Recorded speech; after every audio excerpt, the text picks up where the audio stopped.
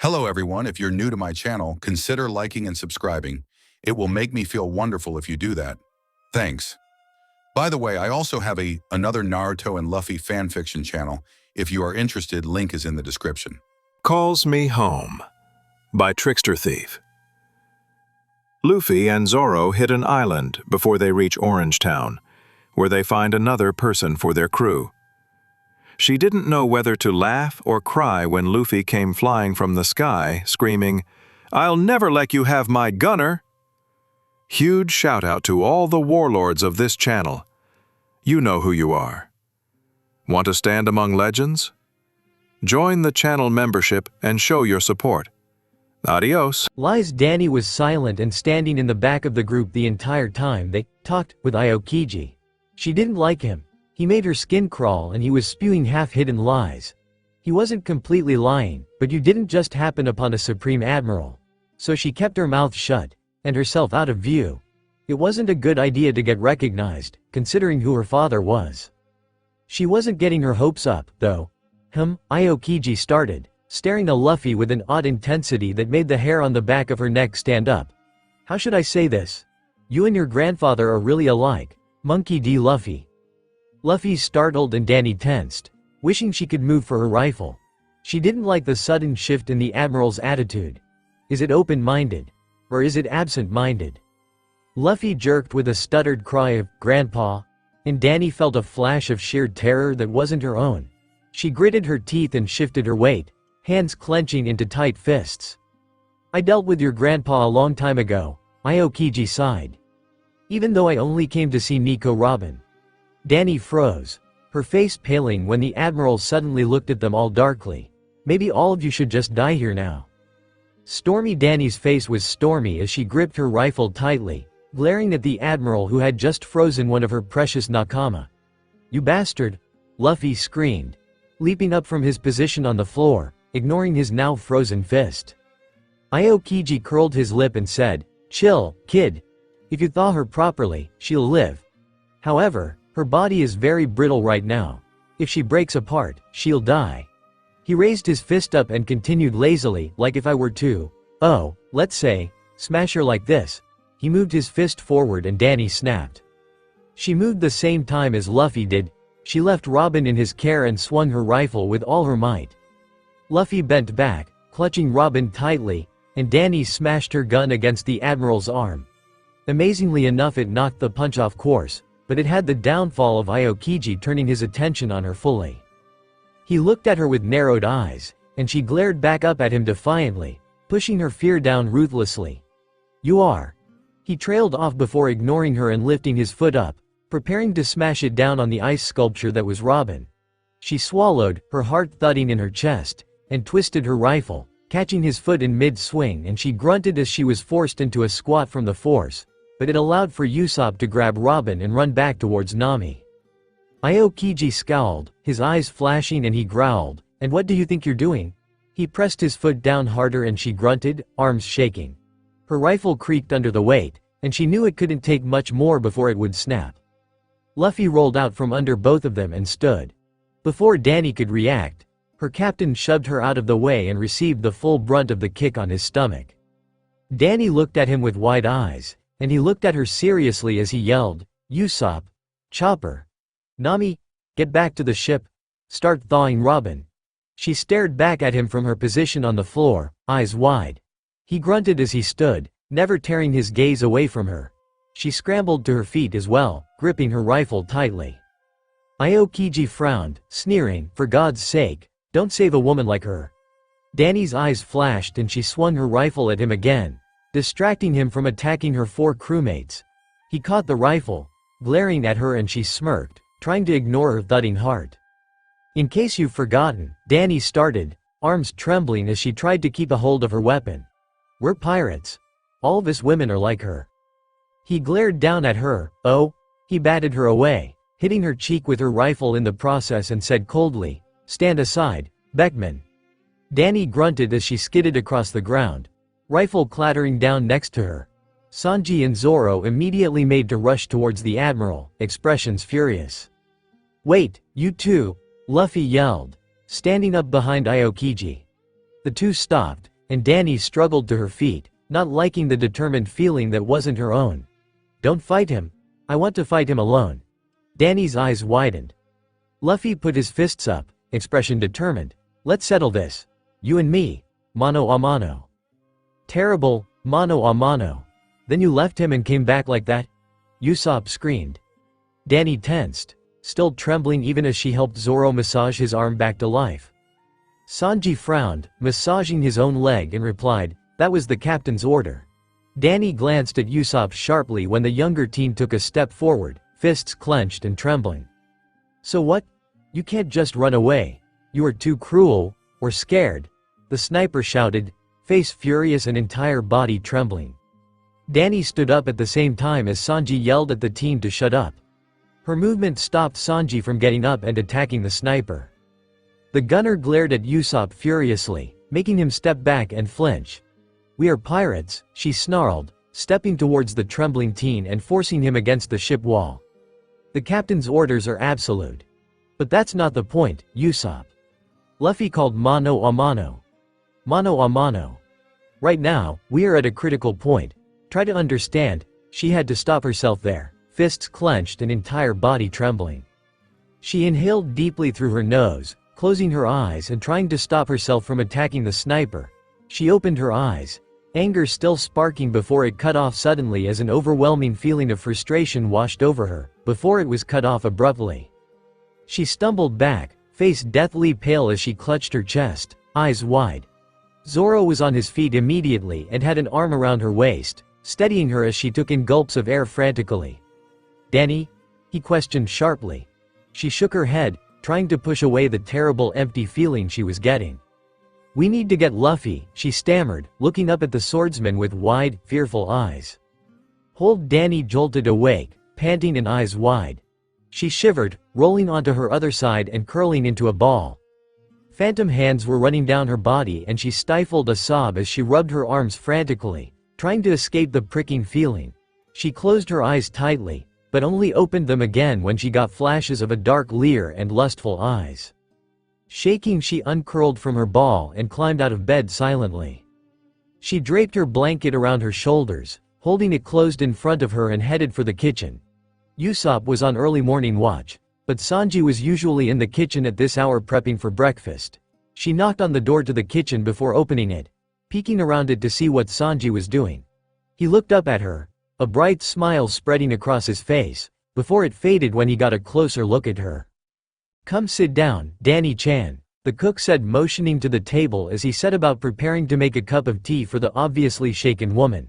She did so, pulling her knees up to her chest when she sat down in one of the chairs, blanket wrapped around her snugly. "Here," Sanji said quietly, offering her the sweet-smelling tea, steam rising from the cup. She took it gently, simply holding it as she blew on it gently. "Thank you," she muttered softly, not looking up at the blonde, keeping her eyes downcast. Sanji smiled at her, though his eyes shone with worry. He had a pretty good guess on what had her up this early, and he didn't like it one bit.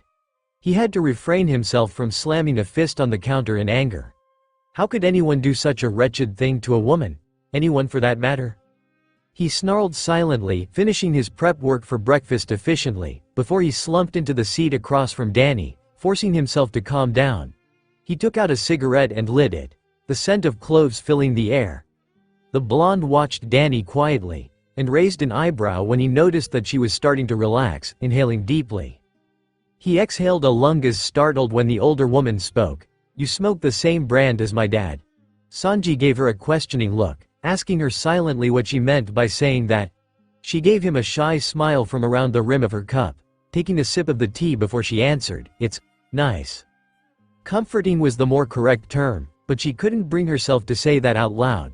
Instead she relaxed fully, the dredges of her nightmare beginning to fade as she was soothed by the familiar scent of smoke. Sanji made a note to never change brands, baffling. Usopp found it baffling whenever Danny sat down next to Chopper and Luffy whenever he began to tell of his adventures that weren't true, but fanciful lies. He knew she knew they were lies, but she seemed to genuinely enjoy them, unlike the rest of the crew, not including Chopper and Luffy, who thought the stories were all true. He came to accept it though, and he found himself creating stories in his head to tell Danny. He didn't always get to tell them once they were made, but he always had one ready just in case. So one night when he was on shift, Danny came out wrapped in her blanket and pale-faced and looking like she had seen a ghost, he immediately had her climb up into the crow's nest with him.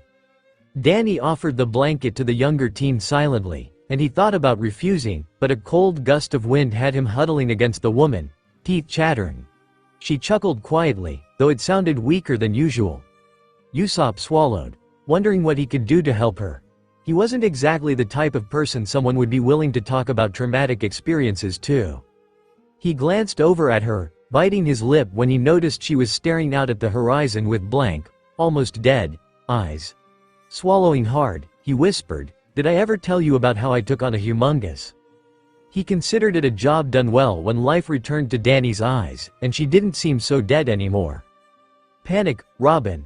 Danny started quietly, looking over at the woman with her head tilted and eyes contemplating. The older woman hummed to show she was listening, and Danny continued, "Would you mind if I braid your hair?" Robin looked over her shoulder at the other woman, an eyebrow raised. "I don't mind," she started. "But can I ask why?" Danny flushed slightly, rubbing the back of her neck roughly. Robin chuckled lightly in amusement. "You don't have to answer if you don't want to." Danny shook her head, loose hair flying around her like a river of ink. "No, it's not that," she said, waving her hands out in front of her.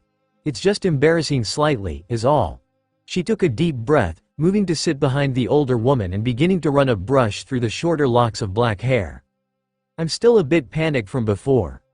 Robin flinched slightly at the reminder, and Danny bit her lip. "My mom, before she died. She always braided my hair when she was feeling out of sorts," she said. The motion soothed her. Danny fell silent, and Robin relaxed slowly at the repetitive motions of the brush gently detangling her hair. "I understand," Robin murmured quietly. Danny smiled and the two spent the rest of the evening like that, quietly enjoying the other's company. With you, Luffy tugged on the end of Danny's braid, getting the distracted woman's attention almost instantly. He grinned at her, continuing to fiddle with the hair, much to her amusement, and asked, "Nay, Danny, I want to take a nap." She quirked an eyebrow at him and asked in return, amusement clear on her face, "And what does that have to do with me?" The younger teen pouted, letting her hair go to cross his arms and slouch over like a sulking child. "I want to nap with you and Zoro. He's already sleeping," he whined, uncrossing his arms and tugging on her hands instead, leading her over to where Zoro was indeed sleeping against the ship's wall. She wasn't given much choice in the matter as Luffy forced her to sit down next to the swordsman, and then plopped down himself and putting his head on her lap. She looked down at him with a raised eyebrow and asked with fond exasperation, "You do know we have pillows, right?" Luffy pouted, puffing out his cheeks, and exclaiming, "But your lap is more comfy, now sleep." As if to prove his claim he snuggled closer and closed his eyes, firmly stating that he wasn't leaving anytime soon. She was proved correct when the captain began to snore, body going completely limp. Snorting quietly, she shook her head and began toying with Luffy's hair. He had taken his hat off so as to not squish it, and was instead holding it against his chest like it was a teddy bear. "You should sleep as well, woman," Zoro's sleepy voice said roughly. Danny peered up at him in question, and he merely stared back with half-lidded eyes. "You aren't sleeping well, right?" the swordsman asked, making her flinch slightly and avert her eyes. He snorted gruffly, closing his eyes and obviously preparing to fall back asleep. There was a period of silence, and so Danny was startled when Zoro spoke again. "We're here for you, Danny." It was muttered so quietly she wasn't entirely sure she had actually heard it or not. Nonetheless, she relaxed against the wall and closed her eyes, lulled to sleep by the familiar snores of Luffy and Zoro.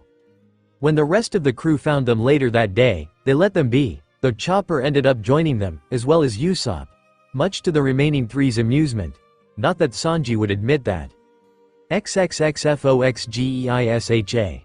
So, Aokiji knows who Danny's father is. Not sure what'll I do with that, but whatever. Yay, Nakama bonding. That's it for now. Next is Water 7. I'm posting this chapter early, even though I don't have the next one fully written, because I feel terrible for the long wait. I just finished moving into my new house, and I have started the next chapter. It's just taking me a while to write, because I haven't fully figured out Danny's role in it and what she changes with her being there. Please look forward to the next chapter, and I hope you enjoyed this one. Reviews are forever welcomed and appreciated. Also, another note. There's a small profile for Danny and some pictures I've drawn for her on my profile if you want to check it out. And I did a little side story for Danny about her growing up, killing. Danny yawned as she exited her room, heading up to the deck with her rifle over one shoulder and 2 revolvers and a pistol slung over the other shoulder. In her hands was her gun cleaning kit. Her feet were bare and she was only wearing her shorts and a tank, with a cropped vest over it. She wasn't planning on going anywhere, feeling too tired to keep up with the rest of the crew's antics. Upon reaching the deck, she felt an unknown presence and had one of the revolvers in hand and pointed at the capped man perched on the ship's railing. "Who are you?" she asked sharply, finger hovering over the trigger and ready to pull for a killing blow. Zoro was up immediately on that, sword halfway drawn, but the intruder merely held his hands up and answered, "I'm one of the shipwrights. I'm here to examine the ship." Danny narrowed her eyes, but slowly holstered the revolver. Zoro following her lead and eyeing the man shrewdly. She motioned for him to do his things, but kept one sharp eye on him, even as she settled against the railing and began cleaning the guns. This is bad," Kaku, as he had introduced himself as, murmured, finished with his examination. Danny frowned and gave the tall man a sharp look that clearly said, "Start talking." He looked at them seriously and explained, "Your ship can't be fixed. The keel's broken. The ship won't even make it to the next island." Zoro glared down at the man and asked in disbelief, "Are you serious?" "I'm a carpenter," Kaku responded, somewhat sharply. "I don't lie." Danny didn't like the man. He made her uncomfortable. His body shape was too similar to her would-be rapist. She shivered and placed a hand on the ship's deck, using it to ground herself. The man left and she frowned, staring around at the ship sadly. Zoro crossed his arms and stared at the head of the ship, murmuring, "Going Mary. You really can't go any further?" Danny bit her lip and returned to cleaning her guns. She couldn't bear the thought of their beloved ship not making it. Danny stared down at Usopp's broken and bleeding body, face completely devoid of any emotion, though inside was a completely different matter. "Is he still breathing, Chopper?" Sanji asked quietly, inhaling a lungful of smoke. Danny tilted her head, switching her gaze from her broken nakama and instead staring at the large house a few yards away from where they were. "He's alive," Chopper answered solemnly. "No problem. He'll be okay, even though he lost consciousness." The group was silent, and then Danny jumped slightly when her own rage amplified extensively, making her hiss and her hands tightening into fists. She swallowed heavily, body shaking with the intensity of the ferocious anger that was as much her own as it was the men's around her. "Wait here a little bit, Usopp," Luffy ordered quietly, though there was no way for the unconscious teen could hear him. The captain cracked his knuckles, while Sanji lit a new cigarette, hair shadowing his eyes. Zoro was tying his bandana around his head, and Chopper let out a low, angry growl, hat shadowing his own eyes. Danny rested her rifle across her shoulders and unclipped one of the revolvers attached to her hip. "Let's cause trouble in that house, and then send it flying with a kick." Danny sat on top of one of the men, her rifle pointed at his head as she glared down at him.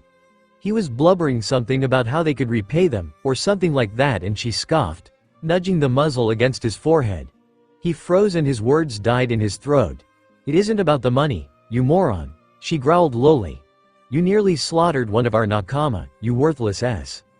She thought about letting the bullet in the rifle fly, but decided against it. With great reluctance she flipped the rifle and slammed the butt on the man's head. She sneered down at the now downed man, before turning her attention to the rest of her nakama amongst the burning remains of the Frankie house. Zoro and Sanji were discussing what to do, quite civilly, amazingly enough. Whereas Luffy was perched on the highest point, and Chopper was attending to Usopp on more depth, preparing him to be moved. "Okay, I'm done," Chopper called out. "Come help lift him."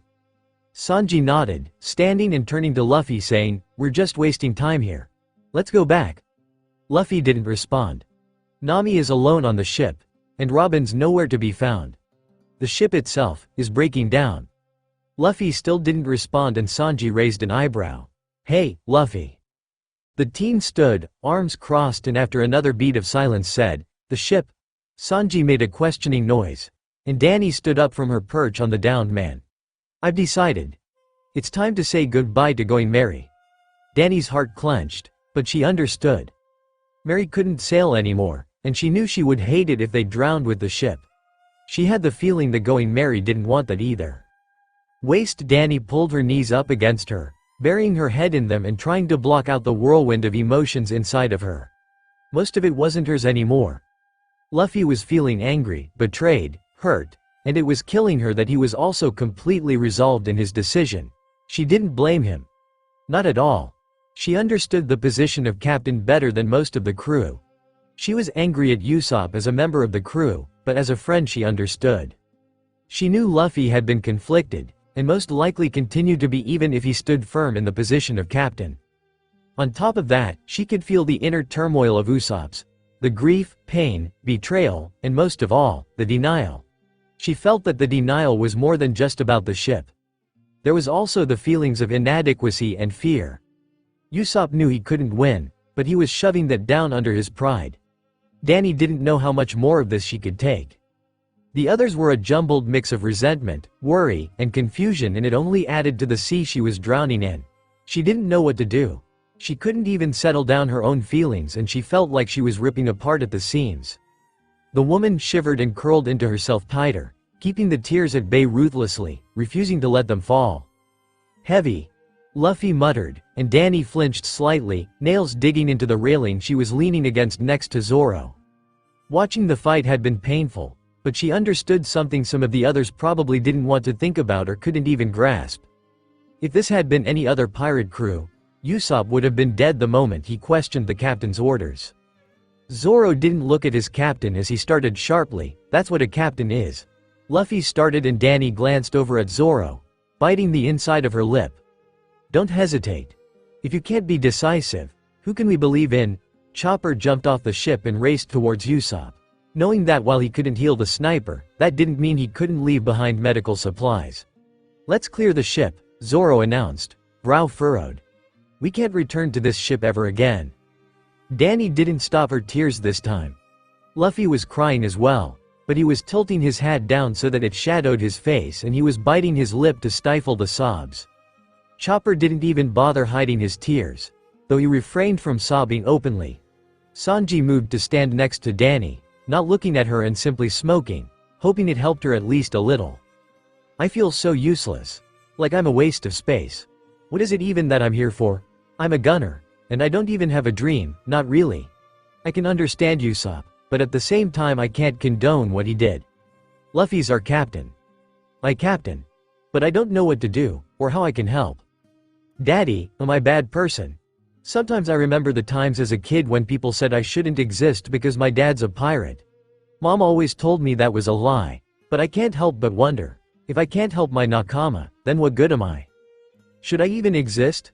The last question was scribbled out sloppily, the ink staining by the tears that had dropped onto the paper. Danny stared down at the letter blankly, fingers trembling around the pen in her hand.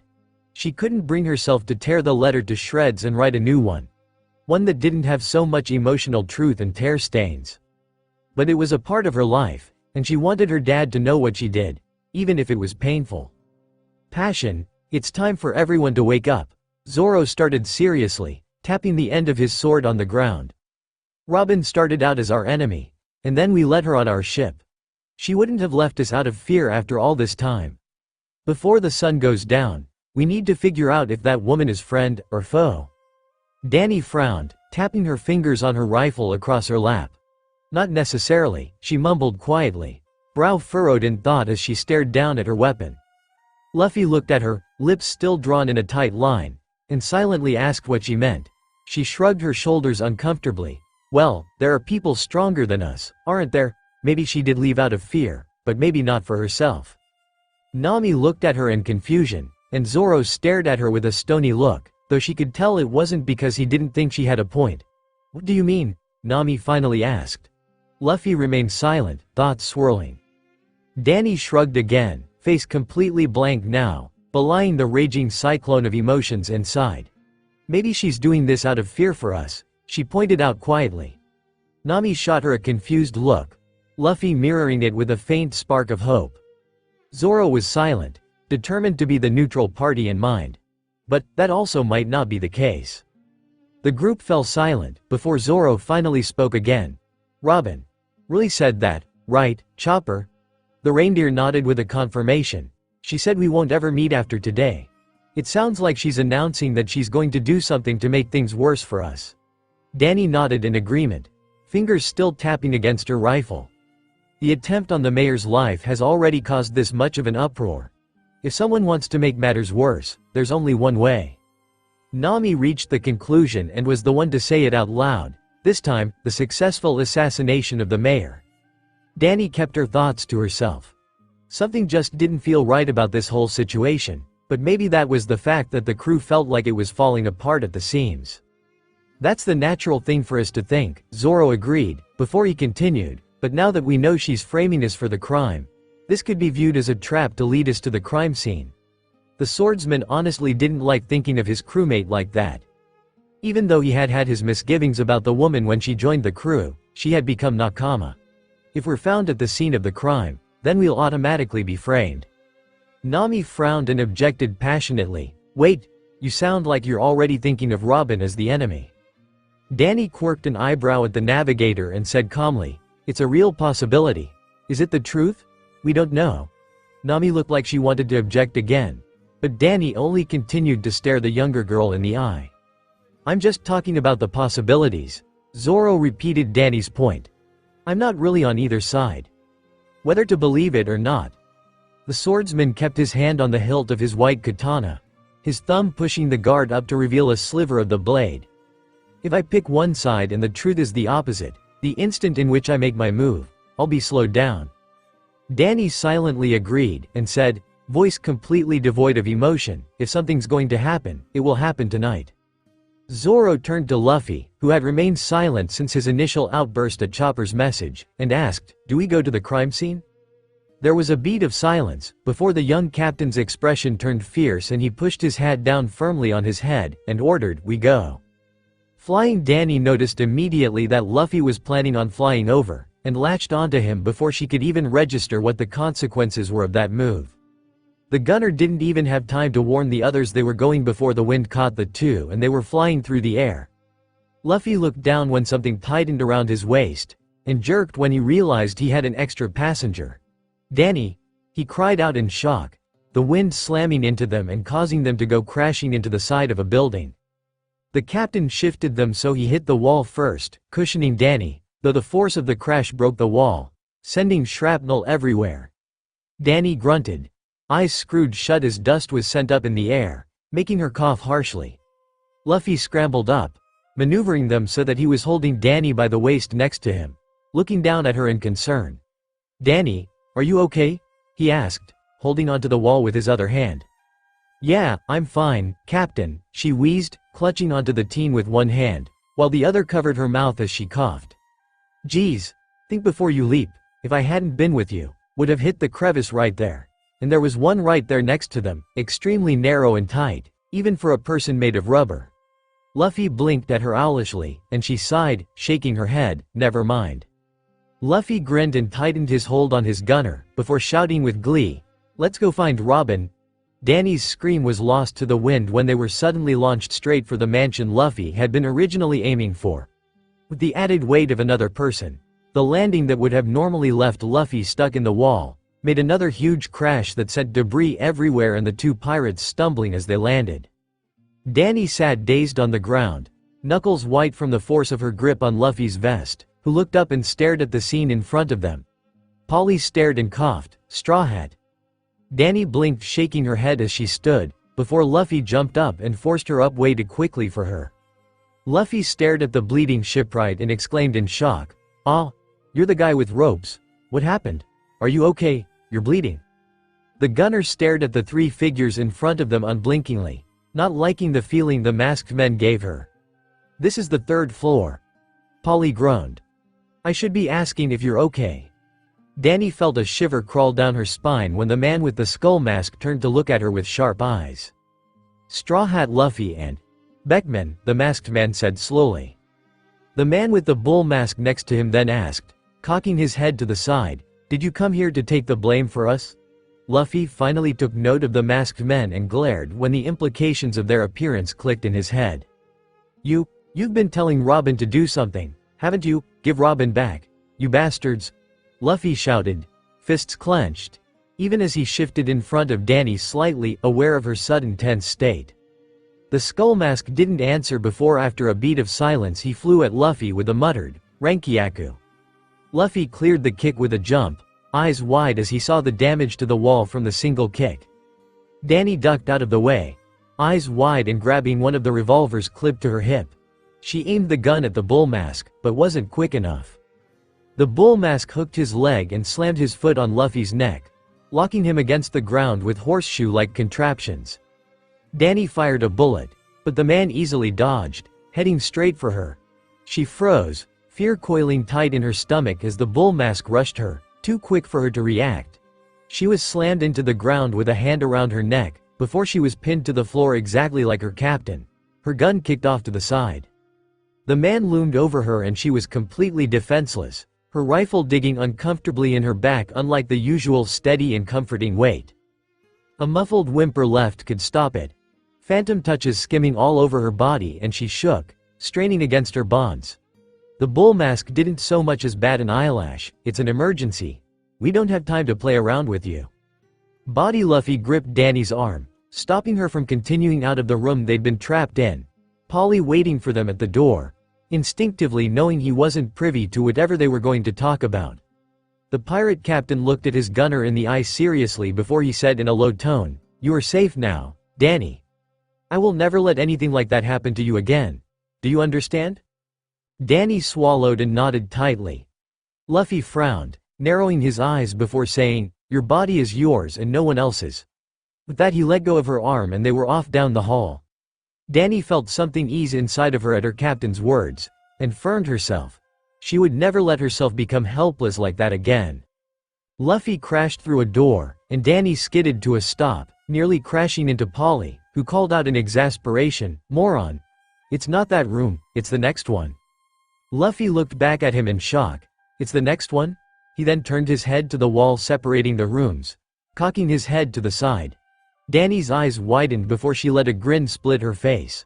"Oh yes. Enter with style." She quickly headed over to her captain, Polly following behind in confusion. Luffy shot her a wide grin, before it melted into a determined anger and he rushed at the wall.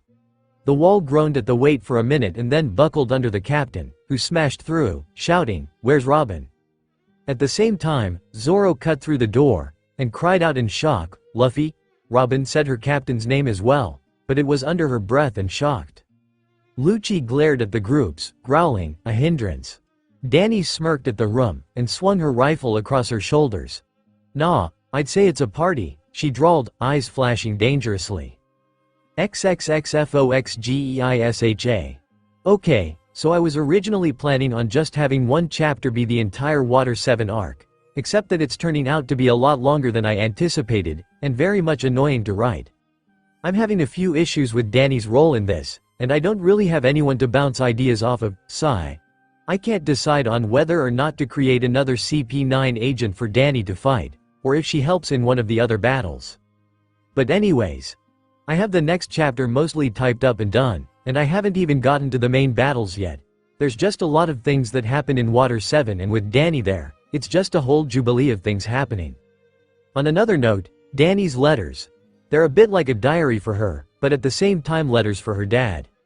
She wants him to know all about her life and adventures, even if it's just them being written on paper, and he'll never see them.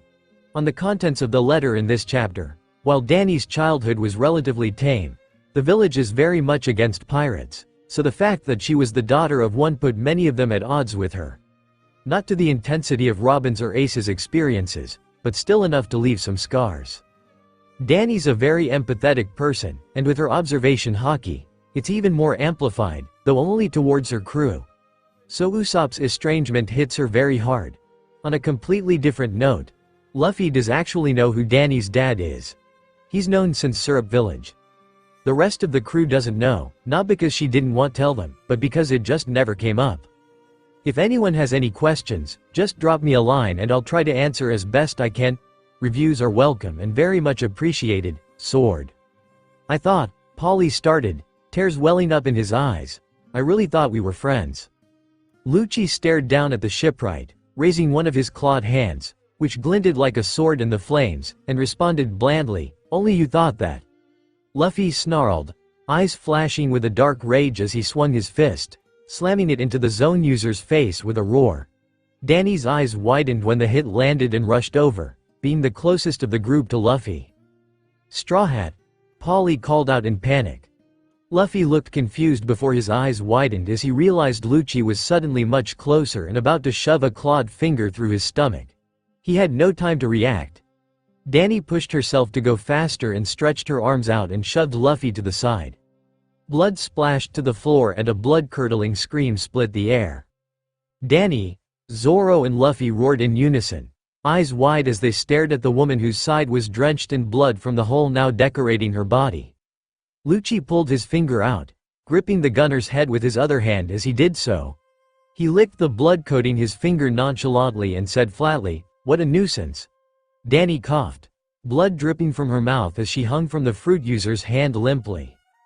Without any care, Lucci flung the woman out one of the windows with great force, sending her flying through the air. Luffy let out a wordless howl and rushed at the CP9 agent, fist cocked back. Except, he was soon sent flying through a wall and caught by the wind as well. Zoro soon followed. Danny jolted awake as a sharp jolt of pure grief shot through her. She jolted up, and immediately regretted it as her wound throbbed and blood gushed out of it. She hissed, pressing a hand against the hole, ignoring the blood now staining the pale skin dark red. Looking around in confusion, the pirate slowly stumbled to her feet, whimpering when the move pulled at her wound. Gritting her teeth, she pushed past the pain and straightened her back, carefully pulling off her shirt, leaving her in only her tank top. With trembling fingers she tore the shirt and wrapped it around her wound tightly in a makeshift bandage.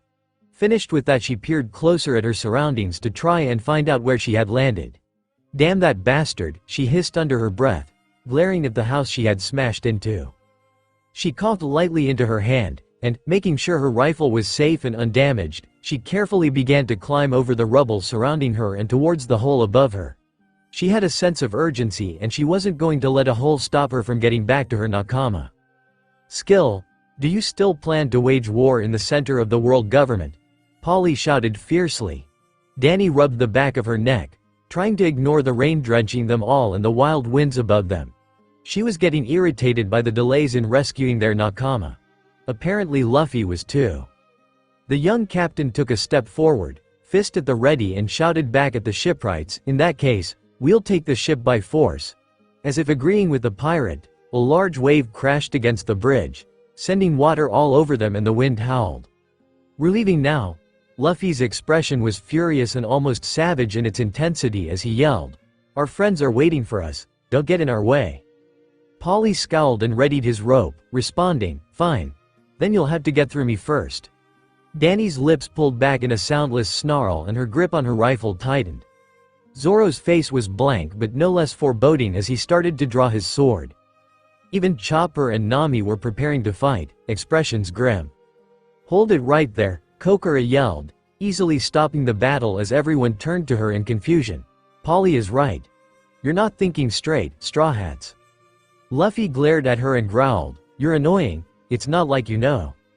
He was cut off by the old woman, who said sharply, "You think I don't know? Hear me out first."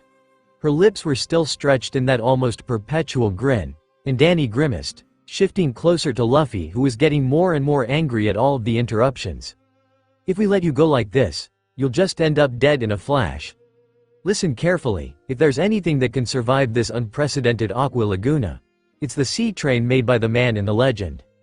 Luffy snarled and snapped, "Yeah, but we can't do anything about that here, so we have to use a ship." Kokura turned her back on them and started, "If you're determined to put our lives on the line for this." She glanced over her shoulder, grin stretched even wider, "Then follow me. I'll start the sea train for you." Danny let a grin split her face. Their crew had the greatest luck on the face of the planet. It just had to be a skill of some sort. Compact Luffy stretched, touching his hands to the ground, with one foot in the air, while Zoro ordered the Frankie family members to keep firing. Danny ignored them all as she ripped open a package with her teeth. She poured the red powder into the muzzle, followed by a shiny black bullet. She shoved it down with the ramrod, before she primed the flash pan. Once finished with that, she stood and shouldered her rifle. Luffy had his hands planted on his hips as he asked, "What's 3 times 108? 324, Zoro answered promptly. Luffy pouted, "What?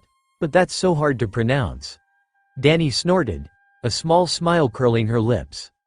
Zoro sighed in exasperation and told the captain to just change it then.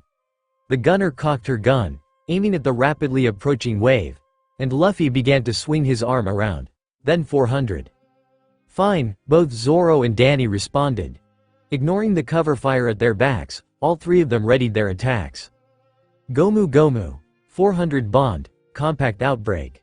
Luffy let his fists fly. Zoro let loose his slashes and Danny's bullet had a red glare surrounding it as it flew through the air. Siege Crash Cannon. The bullet exploded the moment it touched the wave, and the force of the combined attacks created a large hole through the entirety of the wave, allowing for the train to roar through. "Nay, Danny, what was that attack?" Luffy asked curiously as they headed back for the window to let them back inside the train. "I don't think I've seen it before." The gunner shrugged, "Because you haven't. I only just finished the powder." She didn't elaborate on what the powder did or the strange bullet she used. And Luffy didn't ask. The trio entered the train, and was met with Nami, who held out a Den Den Mushi and told them it was Sanji. Danny stayed silent through the exchange, cleaning her rifle. She shifted in her spot, grimacing when her tank rubbed against her wound and clung to her skin uncomfortably. A pile of neatly folded clothing was held out to her, and Nami said, "Here Danny, I picked these up for you." Danny smiled, "Thanks. My bandages need to be changed as well." Nami grimaced at the reminder, before she began to change her own clothes, ignoring the fact that the train was pretty much filled with men. Danny didn't think much of it either. She'd gotten a lot more comfortable showing skin since Alabasta, and really didn't think about it anymore. She gingerly peeled her tank top off, wincing as the movement pulled at her wound. Chopper was next to her in an instant, unraveling the soaked bandages and checking the hole. Thankfully, Lucci's claw hadn't pierced all the way through, though it had torn a good amount of skin and muscles. It had missed anything vital. "I'm going to stitch it closed, Danny," Chopper said, prepping the needle and thread to do so. "The swelling's gone down enough for me to do it now." Danny clenched her teeth as the reindeer began to stitch the wound closed, refusing to cry out. She'd had worse pains. After a few agonizing minutes, Chopper pulled away and began to wrap her torso in clean bandages once more. "There. Done," the doctor announced, smiling. "Thanks, Chopper," Danny said, smiling back before standing and carefully wig L shorts and tights. Nami noticed she was changing and stood in front of her so she could change her underthings quickly. Once the older woman was semi-decently covered, Nami moved back away, handing over a black tube top that would cover her torso completely. Danny made a face at that and Nami grimaced, apologizing, "Sorry, it was the first thing I grabbed. I couldn't get any tights either." Danny shook her head, disregarding the apology and telling her it wasn't her fault. With Nami's help, the gunner got the shirt on without tearing her wound back open, and then the overalls, that were black and had shorts instead of pants. Slipping on the heels identical to ones the younger girl was wearing, Danny straightened and swung her rifle over her shoulder. The weight on her back was more comforting. Nami grinned, tapping her Climatact on the grin and announcing, "Okay, ready for battle." Danny smirked as she stuffed various colored paper cartridges in the pockets of the overalls. Nami then noticed that Polly, the other shipwrights, and members of the Frankie family were red-faced and a few had nosebleeds. She raised an eyebrow and asked, "What's wrong?" Danny looked at them with a raised eyebrow as well, silently asking the same question. "You changed in here without a moment's notice. You scandalous women," Polly shouted, face red and fist clenched. The other men were holding their noses and holding up a thumbs up, muttering, "Nice scandal." Nami shrugged, "It couldn't be helped. There's only one car after all." "What? You didn't enjoy the view?" Danny snickered. Her comment left the embarrassed shipwright gaping like a fish and cheeks flushed a bright red. "Dark, yeah," Luffy said firmly. "I got it. Danny glanced at her captain and sighed silently. He got it, sure, but she just knew he wasn't going to follow the plan. She glanced at the rest of her crew and nearly sighed again. They really should know by now that Luffy never follows plans. The gunner moved so she was next to Luffy and wrapped her arm around his. He looked at her in confusion, and she merely cocked an eyebrow back, eyes daring him to tell her no. He grinned and nodded, telling her that he'd take her with him. Luffy barely stayed to listen to the explanation of Enies lobby, before he took his gunner out of the train and jumped for the black gate in front of them. Danny held on tightly as they flew through the air and landed on one of the buildings bearing a flag. Luffy stared at the view with wide eyes and exclaimed, "EHH. What's this? What a big hole. The island's floating in midair." Danny stared with wide eyes and was dragging away from said staring by shots being fired at them. "We've got company, Luffy," she stated blandly, dodging a stray bullet. Luffy merely laughed and launched them over the gate, careful of her wound despite the reckless jump. The moment they landed they were attacked, and Danny was a whirl of dark hair and flashing bullets, as she and Luffy battered their way through towards the next closed gate. Their landing was right in the middle of a circle of sneering men. "Hey, Straw Hat Luffy, woman," one of the men called out. "Where's the rest of your army?" Laughter run through the air, but neither Luffy nor Danny was amused. Enies lobby's forces number in the 10,000s. "Yeah, so?" Luffy scoffed, pounding a fist in his hand. "You're in our way. Get out of it." He glared at them, his straw hat shadowing his face. Danny sneered at the group and snapped, "And for the record, my name isn't woman, it's Danny Beckman." She hadn't realized scaring people like that would be so much fun. Their shocked faces would be a treasured memory. Shadows. Danny hid in the shadows, frowning down at her side, but keeping one eye on the battle between Luffy and that cow guy. Luffy hadn't allowed her to even think about joining in, and she would respect that. She had managed to hide herself without getting the cow guy's attention, and she hoped to keep it that way. Closing her eyes, she sunk to the floor tiredly, rubbing her eyes. Somehow, she hadn't managed to tear her wound from Lucci open, but she had gained quite a few cuts and bruises. She could also tell that she was reaching her limit. She started to clean her rifle and pistol, prepping them for whenever she would have to fight next. "Oh, what do we have here?" a bland voice questioned, tone completely disinterested despite the question. Danny jolted, automatically pointing her revolver at the owner of the voice. The man was tall and thin with messy, white hair pulled back into a long ponytail. His eyes were an empty red, and his skin was practically snow white, standing out in stark contrast to the black clothing he was dressed in. A mouse in hiding? She shot, but he casually dodged the bullet and she took the moment to stand on her feet, easily stowing away her cleaning supplies. She eyed him warily, readying her gun for another shot and saying, "Not really." The man cocked his head to the side, expression never changing, "Pity. I like mice." She licked her lips, trying to ignore the aura that was practically oozing from the albino. He blinked at her slowly and studied her. Uses guns. Must be a long-range fighter. Weak in hand-to-hand. How boring. Danny felt her eyebrow twitch. Why was it that everyone assumed she either never shot, or couldn't do short range? She barely ducked in time as a kick was aimed at her and the compressed air sliced through the wall she'd been leaning against. She rolled across the floor, pulling her rifle off her back as she did so, ending the roll with her on one knee and gun settled on her shoulder. She tore a black paper cartridge open, bending back to avoid another kick that nearly took her head off. Not even waiting for her opponent to retract his leg, she threw the cartridge in the air and spun her rifle so that the butt of it slammed into the albino's knee. Then flipping it again, she shot the paper cartridge that was fluttering down, spilling a shiny black powder. The bullet ripped through the paper and the powder exploded everywhere. The albino's face didn't change as he jumped back, knee completely undamaged, looking at her with his head cocked to the side. "What did you do that for?" he asked, voice holding no actual curiosity. She merely quirked an eyebrow at him and didn't answer. He shrugged and flew towards her again, his fingernails growing in length and sharpness as he did so. Her eyes widened and she leapt to the side, but she wasn't quite fast enough and the nails caught her bare arm and blood flew through the air. Danny let out a muffled curse, spinning on her foot and lashing out with her other leg. "Tekai," the pale-haired man said blandly, not moving an inch. Her leg smashed into his side, but he didn't budge an inch and she winced as pain laced up her leg. Scowling, the gunner moved to skip a few steps back, but her opponent gripped her leg with spidery fingers. Her eyes widened, and she had no time to react before she was lifted into the air and swung around. Fingers let go of her leg and she smashed into the wall, the cement cracking and shattering from the force. She didn't have any time to recover from the crash before a foot was implanted in her stomach, just barely missing her wound. She wheezed, coughing harshly and unable to block the fist that slammed into chest.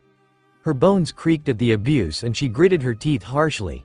She tried to keep track of her opponent, but she could barely see him and thus had no chance to block the blow that snapped her head back and into the cement. Blood dripped from the corner of her mouth, and she had enough. Her eyes snapped open, having closed at the force of the last blow, and she dodged the incoming dagger like nails that would have pierced her through the chest had she not. Luffy was getting close to done with his fight. Danny felt rather calm actually, focused. Her opponent blinked at her mildly and then said flatly, "Soru." He disappeared and she knew he was going to come in from the right with his nails. She moved her rifle, blocking the blow that sent Heli. The albino's eyes widened just the slightest bit as he stared at her, and it cost him.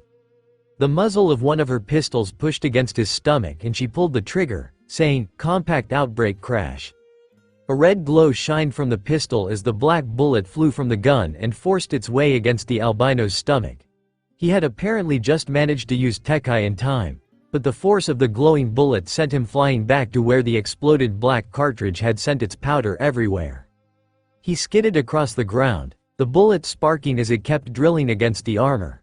The sparks landed on the shiny powder and without any warning it solidified and exploded from the ground, bending over and around the albino, successfully trapping him.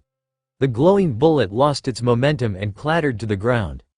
Danny scoffed, breathing heavily as she wiped the blood off her mouth with the back of her hand. "Damn, they wasted a bunch of our time." "Powerless, Robin. Is death really what you want?" Luffy shouted. Danny stood next to him, holding her rifle across her shoulders and staring at her fellow Nakama across the way shrewdly. She was getting the feeling of being powerless and terror for them. A small frown tugged the corners of her lips and she huffed silently. Why couldn't their Nakama just trust in each other? A strange laughter was coming from the building across from them and Danny had to strain her ears to hear the slimy voice. Listen to his grievous scream. I wonder what the look on his face is while saying that. Danny glanced over at her captain and fought the urge to face palm. Luffy was picking his nose with his pinky, as he shouted, "What the hell are you talking about? You?" There was startled scream from the sleazy voice and Danny felt Robin's shock and confusion easily. There was a rumble from behind them, but she ignored it as Luffy continued to yell. "Listen, Robin. We've come all the way here." The ground behind them exploded, sending Nami and Chopper flying, before Nami landed safely, whereas Chopper landed on his head. "So we're gonna rescue you anyways. And if you still want to die, then die afterwards." Zoro pulled himself out of the hole, sighing nonchalantly, "This is what I should have done to climb up from the start." Chopper whined, clutching his head as he slowly got up. Nami, on the other hand, stomped her foot and shrieked, "I knew it was you. We're only alive because we took an indirect hit. If we'd been hit directly, we'd be dead by now." Another explosion sounded as Sanji kicked his way through the roof, and Zoro ignored Nami looking over at the explosion in confusion as he said, "Aw, what's going on?" Danny blinked slowly, not even bothering to look behind her as Sanji and Zoro began fighting and then Usopp. Why was he wearing a mask again? Was flying through the air towards them. Well, she muttered to herself. At least our crew knows how to make an entrance. Luffy snickered next to her, Pinky thankfully no longer in his nose. The captain then turned serious as he returned his attention to Robin, and shouted, "I beg of you, Robin, I don't care what you want, whether you choose to live or die. But whatever you decide, say it while you're with us." By now, everyone was standing on the roof, faces serious as Luffy shouted in determination, "Now, leave everything to us." Hard Danny's eyes flashed and her lips curled up in disgust. "He is the S of the earth," she hissed, tightening her grip around her rifle and wishing she could just smash it into Spandam's face. Repeatedly, she could feel Robin's pain acutely and it nearly shattered her heart. "If you commence the Buster Call right now, Robin panted. Eni's lobby will be destroyed, along with all of us with it. That's insane. Our own people won't be killed. Quit your mindless babbling, Spandam yelled. Annoyance prevalent. Danny sneered, knuckles white from the force of her grip around her rifle, while her other hand reached out and curled around the bottom of Luffy's vest as a grounding from Robin's turbulent emotions. Robin stared at him in disbelief as she said, 20 years ago. The buster called took everything away from me. It ruined the lives of so many people. Just one attack. There was a beat of silence and then she continued in a heart-wrenching voice, and now that very attack is being targeted at my true friends. The only ones I've placed faith in. There was the barest sound of a hitch in breath before the normally collected woman shouted, the longer I stay with them, the more I betray and endanger them.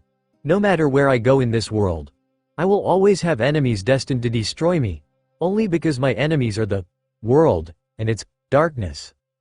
Danny suddenly understood now just who Robin's enemy was.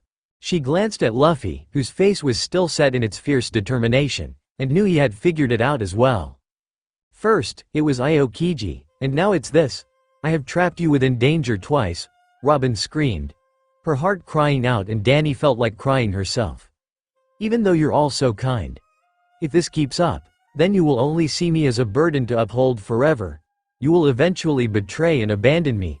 It's inevitable, and that's what I'm most afraid of. That's why I didn't want any of you to rescue me. Danny felt her eyebrow twitch, and even though she knew where Robin was coming from, would it kill her to have a little to trust in her nakama? If I ever want to die, then I'll wish for it to be right here and now? Zoro sighed, so that's why. Spandam let out a slimy laugh as he shouted, holding his arms out, I realize it now seems to make sense. He turned to Robin, still laughing wildly, yeah, that's why. It's so stupid for anyone to lug you around all the time. Danny snarled lowly, hands itching to just shoot the man in the face and be done with his stupidity. Spandam pointed up at the flag that was fluttering in the wind and shouted, take a look at that flag, pirates. It bears a symbol representing the pact between 170 nations. It spans over the 4 blue seas and the entire Grand Line. It is the world. Do you realize what small fries you really are? You have no idea how great the Federation this woman is being trailed by. Luffy's face didn't change. I know who Robin's enemies are. Sogeking. Usopp hummed back in question and Luffy answered, I want you to burn that flag down. Roger, Usopp responded immediately. Danny ignored the dramatic teen's explanation of his new weapon, keeping her eyes focused on Robin, even when a streak of flames flew through the air, taking the form of a large bird and burning the world government's flag to ashes. Robin looked at them with wide eyes and disbelief coursing through her. Danny could also sense a flicker of hope deep down inside of the older woman. There were multiple shouts of disbelief, but the one that stood out the most was the collective shout of, the pirates have now waged war against the world government.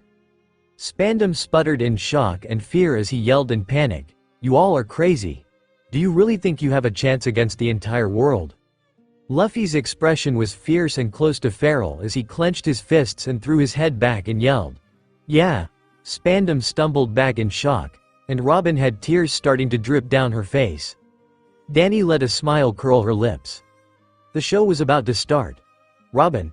I haven't heard you say it yet. Robin looked down at him in bafflement and confusion. Say you want to live. Danny nearly slipped at the sudden tidal wave of emotions. The bafflement. The confusion. The hurt of past pains that had never truly faded. Then the seed of hope buried under the shadows of grief and pain fluttered and bloomed. Robin had tears and snot streaming down her fast as she screamed with so much emotion it made Danny start to tear up. I want to live. Take me with you to the blue seas. Danny let a feral grin spread across her face as the drawbridge started to lower itself. Luffy pounded his fists together, his own wide smile threatening to split. He howled. Here we come. Let the show begin. XXXFOXGEISHA. Here's the second half of Water 7. Only one more chapter to go for this arc. I hope you enjoy this chapter, and Danny's new weapon developments. See. Question for you guys, though. Is anyone interested in the idea of me posting a bunch of random snippets of House and or pairings with Danny? It'd include things like what if Danny was a boy, or joined the Red Hair crew, or the Whitebeard crew, or even the Marines. and pairings like Danny, Zoro or Luffy, Danny, Zoro, etc. I would probably take requests and or suggestions if I did do this. So, opinions? Depending on the response I get, I'll either make it a separate story, or add one snippet a chapter at the end after my author notes. Reviews are very much appreciated, and if you have any questions, just drop a line and I'll try my best to answer it. Muzzle. Would you stop saying nope with each door you open? Danny grumbled, rubbing her nose in irritation. It hadn't stopped itching since they'd reached this hall full of doors, and it was making her a bit snappish. Usopp scratched the back of his head sheepishly, before he recovered his usual pride and opened the next door with a laugh. Have they all fled from me? He asked cheerfully, stepping into the new room. Danny gave him a deadpan look and retorted flatly, doubtful. She then turned her attention to the room and promptly got slammed with a plethora of fluorescents. She gagged silently, hunching over and covering her nose. She breathed heavily through her mouth and followed Usopp automatically as he made his way forward towards the source of the snoring. She had the brief thought of what the hell the normally cowardly teen was doing going straight towards the enemy, before it was shattered to pieces as she got the sudden image of Usopp being slammed against the wall with a powerful blow to the face. She forced herself to ignore all the clamoring sense, just in time to see a rooster chirp and Usopp to scream, "Roosters don't crow like that." Usopp, Danny started, but had to stop herself as her chest clenched painfully. She could taste blood welling up in the back of her throat and she nearly whimpered. The room had blooming fairy wings planted somewhere. The large man on the floor blinked his eyes open. "Oh? You've come, pirates." He stood lazily, picking up the key nonchalantly up from the ground as he did so, yawning. "Now then. Shall I wreak some havoc?" Danny just barely managed to push her crewmate out of the way and take the powerful blow intended for the sniper on her side. There was an audible snap as she flew back and smashed into the wall, which shattered upon contact. Blood poured from her mouth as she coughed harshly, clutching her side tightly. She could feel her cracked rib, and was just thankful it hadn't punctured her lung. The gunner forced herself to stand, brushing the back of her hand against her mouth, smearing the blood on her hand and on her face in the process. Usopp was scrambling to his feet even as he crab-walked backwards and away from the now awake CP9 agent. I meant to hit the boy," the agent yawned, taking a swig of his gourd that from the smell of it was some good quality alcohol. Danny coughed harshly, blood splattering across her palm. "Well, sucks for you," she growled, clearing her throat and spitting a glob of blood off to the side. She shifted her grip on her rifle, readying it like a bat rather than a gun. The man laughed, rubbing his mouth as he grinned. "I'm sorry for attacking all of a sudden. That was painful, wasn't it?" Danny scowled at him, shrugging her shoulders and deigning to give no reply. "But don't worry." His body began to morph, much like Lucci's had, and she took a startled step back as the man morphed into a humanoid wolf. "Despite my appearance, torment isn't how I do things." Usopp let out a startled yell, falling back on his butt from where he had managed to stand. The force of Jayabora's transformation made the wind pick up, and thus Danny's nose was assaulted once again with fairy wing. She hunched over coughing brutally and even more blood splashed against her palms, slipping through her fingers. Whatever Jayabura was going to say, was ignored in favor of peering closer at the woman and taking a deep sniff. He gave her a narrowed-eyed stare and stated, "You're sick. Fatally." She managed to glare up at him and snap back with a snarl, "Your point?" He gave her a measured stare before scoffing, "I don't want to fight someone already dying. They're too weak." Danny's eyes flashed and she straightened immediately, deeply insulted. Her lip curled up dangerously and she quipped, "You want a muzzle, puppy?" He was about to respond, lips pressed back in a furious snarl, when his attention was diverted from her into something behind her. "Hey, what are you doing? You don't look that strong." Behind her, Usopp was standing once more and readying his new slingshot as he shouted back, "Shut up. I'm up to it no matter what. I came all the way here to rescue Robin." Dust and a suddenly ominous rumbling successfully distracted all three of them as they stared up at the ceiling. Usopp gaped and stuttered, the ceiling's caving in. Danny couldn't help but stare at the giraffe and the wolf, who was laughing hysterically, blinking wildly. "You have got to be shitting me," she muttered under her breath, muffling her harsh coughing with her shoulder. Zoro gave her a sharp look and snapped under his breath, "Oi, what's wrong?" You haven't overworked your body. The swordsman knew her limits very well, and knew she hadn't overworked herself quite yet. It would take a little longer before that point was hit, and he knew she would push past it anyways. She grimaced at him and answered shortly, "There's blooming fairy-wing in this blasted room." Zoro snarled silently, but was startled when something suddenly clicked around his wrist. Danny jolted slightly when she felt something cold closing shut around her own wrist, and she looked down with wide eyes. The two gaped down at their now handcuffed together hands, before whipping their heads around to look at Usopp, who had let out a shocked yell and then, "Shit. Sorry, Zoro, Danny." As when the two shouted back furiously, "Hey, what the hell are you doing?" Danny swore if the teen didn't have a good answer she was going to whoop his ass when she was out of these cuffs. Usopp's sweat dropped and fidgeted nervously. I figured those were sea stone cuffs, like the ones they were talking about earlier, and I thought, well, since we're fighting against devil fruit users, I thought they'd be weakened by those if they wore them. The teen called back, trying not to shrink at the furious glare Danny was shooting him, which looked a lot more demonic with blood smeared around her mouth. Zoro's eyebrow twitched and he shouted, "And why the hell did you think we needed them on, huh?" Usopp shivered and shouted back, trying to ignore the withering glare as he pointed at Kaku. See, cause the face of the giraffe was so funny. My hand just slipped. Danny tensed at that as a sudden dark aura exploded outward. "I've had just about enough," Kaku snarled, before he started swinging himself around. Danny shared a look with Zoro and the two rushed at Usopp, tackling him to the ground. The gunner got a terrible sinking feeling in her gut when she felt something cold click shut around her other wrist. Zoro sat up, one of his swords drawn, and scowled. "I see. Reach, huh? Between the centrifugal force and the power of that humongous body, his attacks have become deeper and sharper." Usopp sat up, looking around in confusion, and Danny was forced to follow both of their movements as her wrists were tugged with emotions and the sinking feeling grew to epic proportions. What? Hey, nothing's broken." Zoro glanced over at the teen and told him to look at the ceiling. "Huh? Why can I see the sky up there?" As it sunk into the sniper's head on why exactly he could see the sky, he had a monumental freak out. Danny felt like she wanted to cry as she stood with the boys, the clinking of the chains finally getting their attention. The two gaped down at the connected handcuffs attached to both of Danny's wrists and one of their own. Zoro immediately glared at Usopp and yelled, "What the hell do you think you're doing?" Usopp was crying as he shouted back, "It's not my fault. You rushed into me. That's how we got like this." Zoro's eyebrow twitched and he yelled right back, "Because you were just standing there, spacing out. Never mind. Just get this shit off." Danny kept her face blank as the two children cuffed to her fought around her like she wasn't even there. Of course, it was a bit nice that they weren't blaming it on her. Granted, it wasn't her fault anyways, but hey. "I don't have the key," Usopp snapped back. Danny froze and she turned to look at the younger teen with a demonic fa. "What?" Zoro's own exclamation of what died in his throat at the acidic tone the normally calm woman was using. Usopp whimpered piteously. Swallowing heavily, the sniper managed to stammer out, "Basically, we're in the same position as Robin.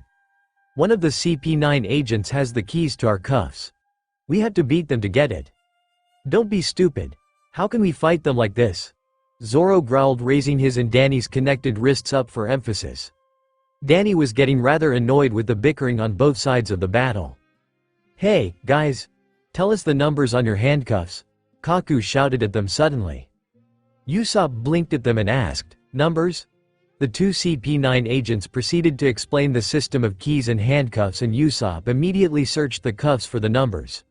2 and 3, please open it." Both agents looked at the back of their keys. "Not mine," Jayabura sighed. "Not mine, either," Kaku grumbled. "How disappointing." In a completely flat voice, Danny said, "Usopp, I am going to murder you brutally when we get out of these cuffs." The sniper whimpered and Zoro gave the woman a wary look. Blood Zoro started when Danny's body shuddered and froze suddenly. He looked over at her and had to refrain from flinching back violently. Danny's eyes had gone completely lifeless and her body was completely slack, barely even standing. Usopp looked at her with wide eyes and stuttered, "Danny, what's wrong?"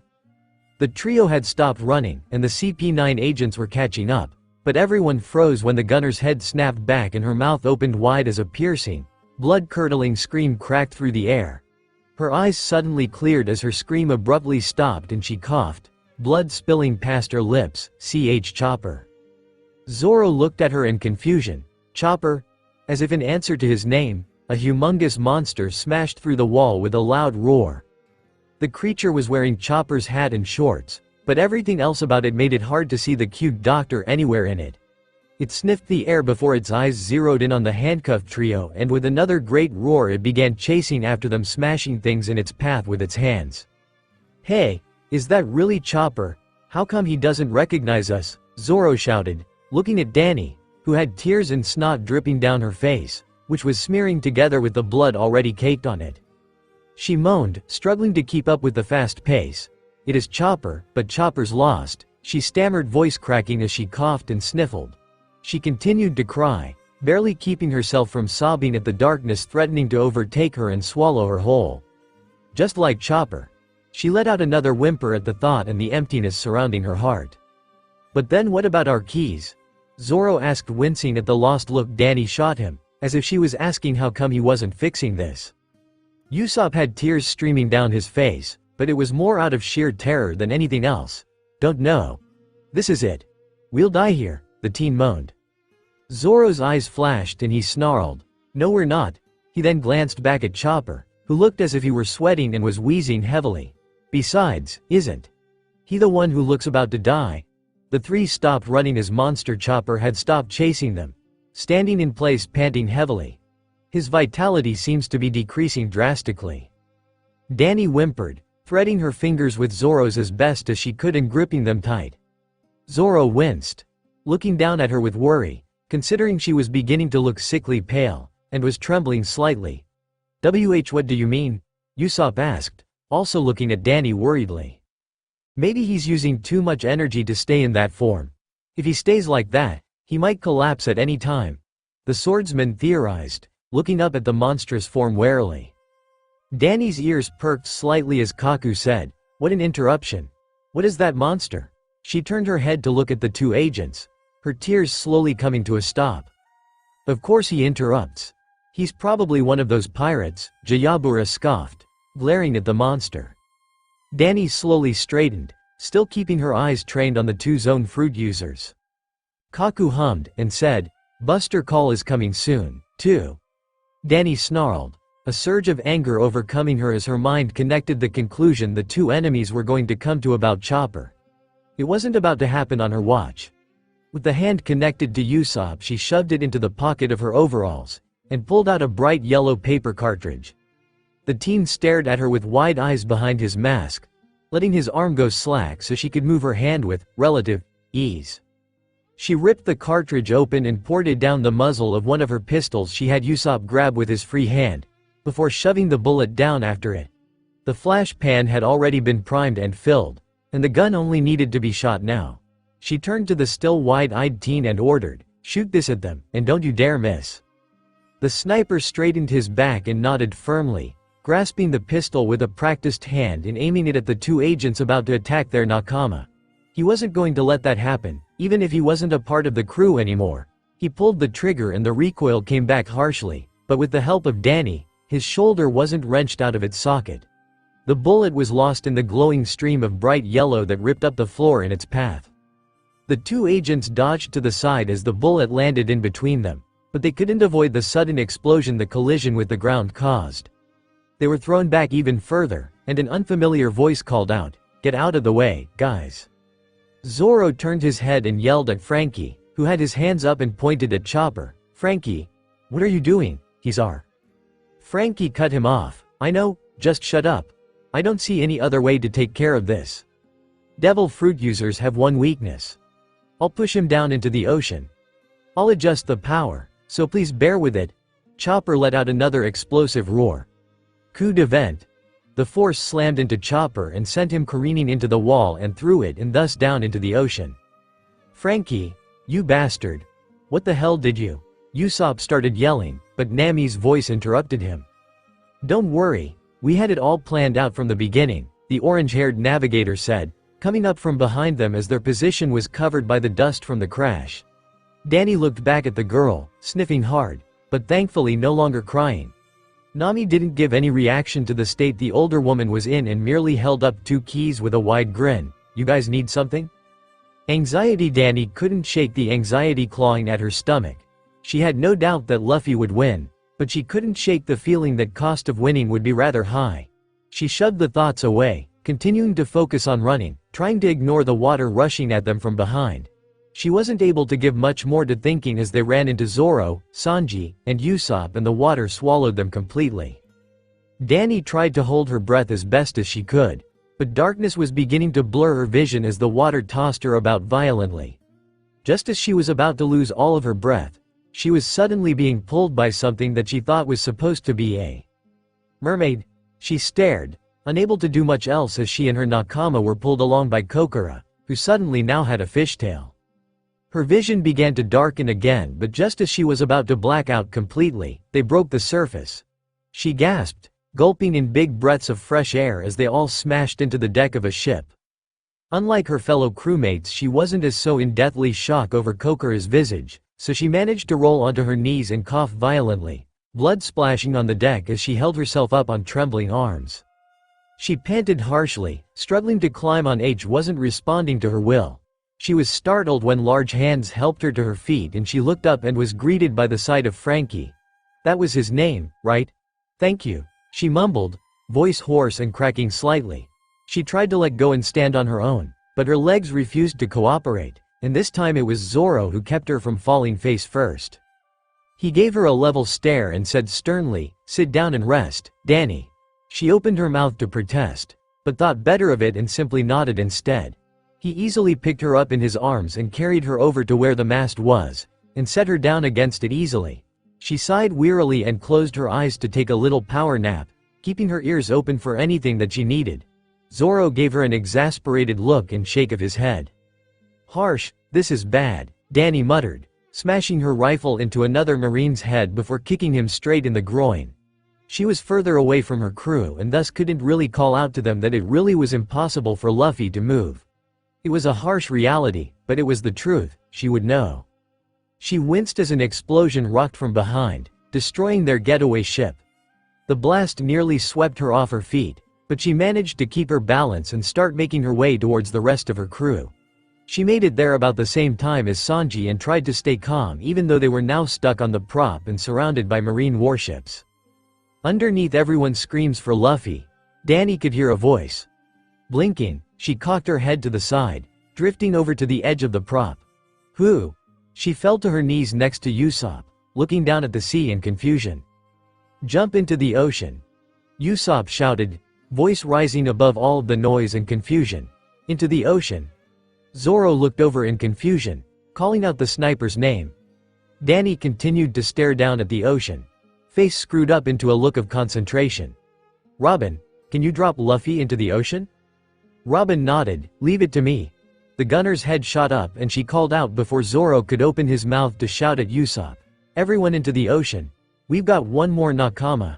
Zoro looked at her and she stared back seriously, as Robin got Luffy into the ocean.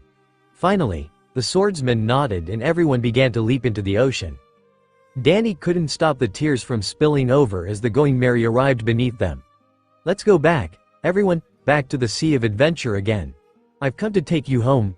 Danny let out a jubilant laugh as she landed in the ocean next to the ship that had carried them across the Grand Line and flew through the sky.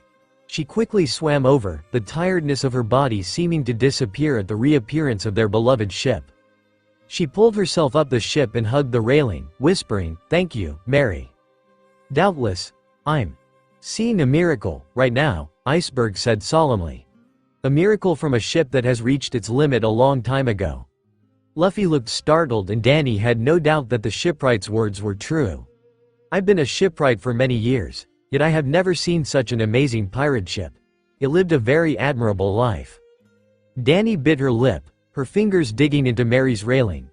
Luffy closed his eyes, sighing deeply, "I understand." Nami covered her mouth, eyes tearing up.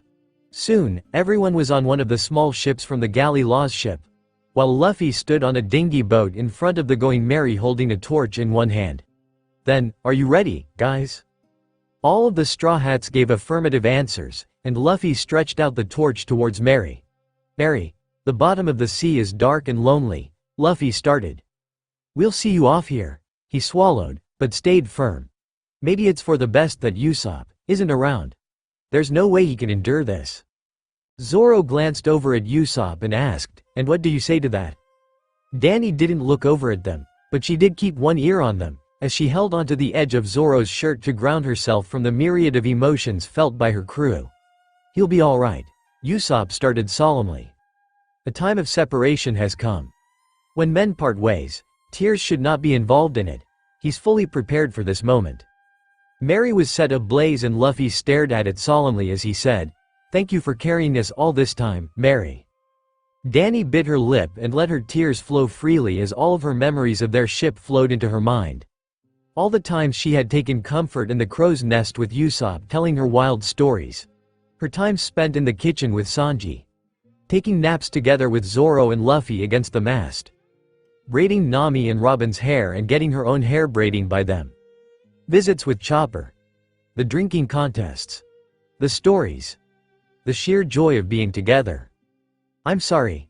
Danny started, her fingers tightening their grip on Zoro's shirt as she stared at Mary with wide eyes. Everyone was staring at the ship, some with teary eyes, others with solemn looks. "I wanted to carry you just a little bit further. I'm sorry. I wanted to go on more adventures with you." Danny sobbed, the emotions becoming almost too overwhelming for her to bear, but Luffy cut Mary off by shouting, tears thick in his voice, "We're the ones who have to apologize, Mary. I'm not good at navigating, and I crashed you into an iceberg. I even ripped the sails. Sometimes, Zoro and Sanji are idiots, so they broke many things, too. Usopp always tried to fix you every time, but he's not good at that either. We're so sorry. But I was happy. Thank you for taking care of me until now. I was really happy." Danny threw her head back and sobbed loudly, eyes screwed shut as tears and snot dripped down her face. She brought her hands up to her face to cover it, and couldn't even begin to stop crying. All of the emotions and memories. "Goodbye, Mary. Family, Dad?" Luffy asked. "What do you mean, Dad? I have a dad?" Danny frowned as she moved towards the ridiculously large crowd surrounding a hole in the wall of the place they were currently staying in. What on earth was going on? "Oh, what? He didn't introduce himself. I heard he saw you off in Logia Town," an unfamiliar voice answered her captain. Frown deepening, she elbowed a marine in her way, giving him a scathing glare when he yelped and protested at her. "What's my dad like?" Luffy asked. Danny knew the others had said things, but she couldn't really hear them. She shoved another marine out of the way, ignoring the urge to take her rifle off her back and just batter through them all. "Your father's name is Monkey D. Dragon, the revolutionary," the unfamiliar voice responded. Danny barely managed to not get herself trampled as everyone within hearing distance freaked out. She finally managed to make it to the front, shouldering her rifle irritably. She somehow managed to go unnoticed by everyone as they were freaking out, and Luffy, clueless as ever, received an explanation of just who exactly his dad was. Maybe I shouldn't have said that," the unfamiliar voice said, and she finally got a look at the old man that was speaking. Oh. It was Garp the Fist. Luffy sure had an interesting family tree. Then never mind what I just said. "Geez, Captain," Danny said, somehow easily heard over everyone's exclamation of disbelief. "You sure attract some odd company." Luffy turned to her with a large smile. "Danny." The gunner was carrying a bag in one hand, and had her rifle slung over her back as per usual, but didn't have any of her revolvers or pistol. They had been irreparably damaged by the water back on Eni's lobby, while her rifle, made of a rather rare material, hadn't gotten any water damage whatsoever. "Where have you been?" She switched the unlit cigarette to the other side of her mouth and shrugged. "I needed more ammo and new guns." She then noticed she was being stared at rather intently by Garp, and she quirked a calm eyebrow at the Marine. "What? You're the daughter of Ben Beckman, aren't it?" Causing another large shocked reaction, her crew included, sans Luffy. Her response only furthered the shock. "Yeah, so? The new bounty posters," Usopp said idly, pulling them out and flicking through them lazily, before he hit a certain name. He stopped and stared. "Straw Hat Luffy. 300 million belly. The smiling image and words stared up at him as if mocking him. He hurriedly flipped through the rest of them and gaped when he reached another one with a rather familiar face on it. Dark Breaker Danny. 99 million belly. Clutching the two posters, the sharpshooter dashed across the deck yelling, "Captain! Captain! Ben! You're gonna want to take a look at these." The rest of the crew watched as the dreadlocked man ran across the deck to their still irritated captain, who had looked up at the shout, as had Ben, who was leaning back against the railing, smoking. The last time Usopp had ran yelling across the deck, some poor unfortunate soul had paid the price. "What is it, Usopp?" Shanks asked, smothering most of his irritation at Whitebeard away to see what had one of his close friends shouting.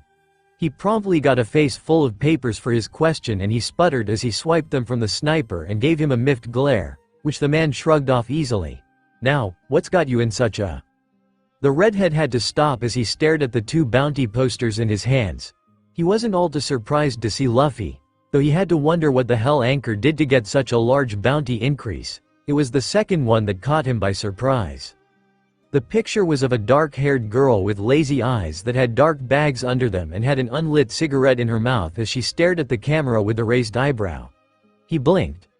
Once. Then twice. Before he blurted out, "Ben, when did your daughter become a pirate?" The smoker looked over with an incredulous look and asked, "What?" Shanks shoved the poster at his first mate, saying, "Your daughter. She's a pirate. With a high first bounty, too." Ben simply stared down at the picture of the girl that was of a surety his little Danny, and couldn't stop the proud feeling bubbling up inside of him. Bleak. "It shouldn't be night yet," Zoro muttered, gazing out at the sea and the thick fog surrounding them. The fog's so thick, it's eerily dark. Danny leaned against Sunny's railing, one hand resting on her cheek as she blinked idly out at the sea. "It is a bit bleak, isn't it?" Zoro snickered, shooting a grin at her, which was returned with an added eyebrow wiggle.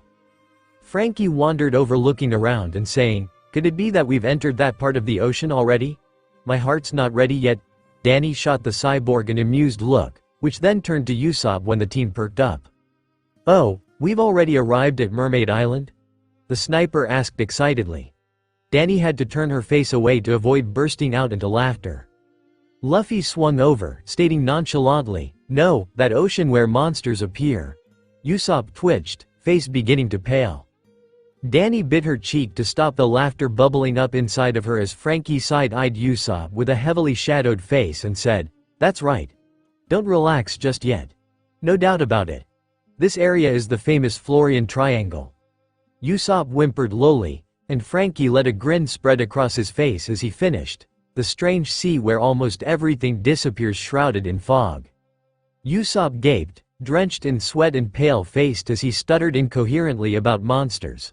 Luffy grinned at his sniper widely, laughing cheerily, "Monsters show up here." Usopp let out an unmanly shriek as he pointed wildly, trembling heavily as he shouted, "Don't screw with me. Why's everyone acting like they knew? I never heard about this." Luffy laughed from his perch on the railing, "Old Lady Kokura told us there are living skeletons here." Danny raised an eyebrow at that. "Living skeletons? That sounded like fun." Sanji sighed, sticking a cigarette in his mouth, "That's just your imagination, don't scare him like that." The blonde chef then turned to Usopp holding a lit match under his face as he said in an ominous tone, "Listen, Usopp. Every year in this ocean, over 100 ships vanish mysteriously. What's more, ghost ships carrying corpses wander these waters. Or so they say." He let out a little evil chuckle at the end, turning away and actually lighting his cigarette. Usopp screamed shrilly, clutching his head, "This is awful. Say stuff like that beforehand." Sanji didn't even turn around as he asked, "And if I had?" "Preparations. I'd fortify myself with stuff that wards off evil spirits," Usopp screeched. Unaware of Danny, who had started approaching him from behind silently, a smirk stretched across her face. Chopper screamed as well, asking the sniper to give him some of that stuff as well. Leaning in towards the back of Usopp's head, the gunner blew air against the sniper's ear and said shortly, but with a dark and ominous tone, "Boo." Usopp jumped into the air with a rather girly screech, Chopper clinging to his leg and shivering. The two fell on the deck and everyone could now hear the sound of music. Danny blinked. Slightly startled when she recognized the tune, Turning to look in the direction the music was coming from with curiosity. Directly behind them was a humongous ship with tattered sails and decaying wood that was creaking and groaning sinisterly. Danny blinked, and then cocked her head to the side, holding her cheek with one hand. Oh my. Everyone else gaped at the ship, sans Robin, and screamed about a ghost ship. She was fairly sure Usopp and Chopper were foaming at the mouth. The music continued to drift through the air and there was definitely someone singing. The gunner merely watched as her captain run towards the ship excitedly, an amused smile on her face, even though the rest of her crew was in different levels of shock. In this ship? Robin started, staring up at the ghost ship. Is there someone actually singing? Zoro huffed, a smirk stretched across his face. If it's an enemy, I'll just cut them in half. Something's there, Sanji pointed out, taking a drag of his cigarette. Danny had noticed the shadowed figure as well, and was peering at it curiously, wondering if maybe it was a living skeleton, like Luffy had mentioned. The fog began to clear and the crew was treated to the sight of a skeleton with an afro drinking tea against the railing of the ghost ship. How interesting, Danny mused thoughtfully, causing most of the crew to turn to her incredulously. Why are we going?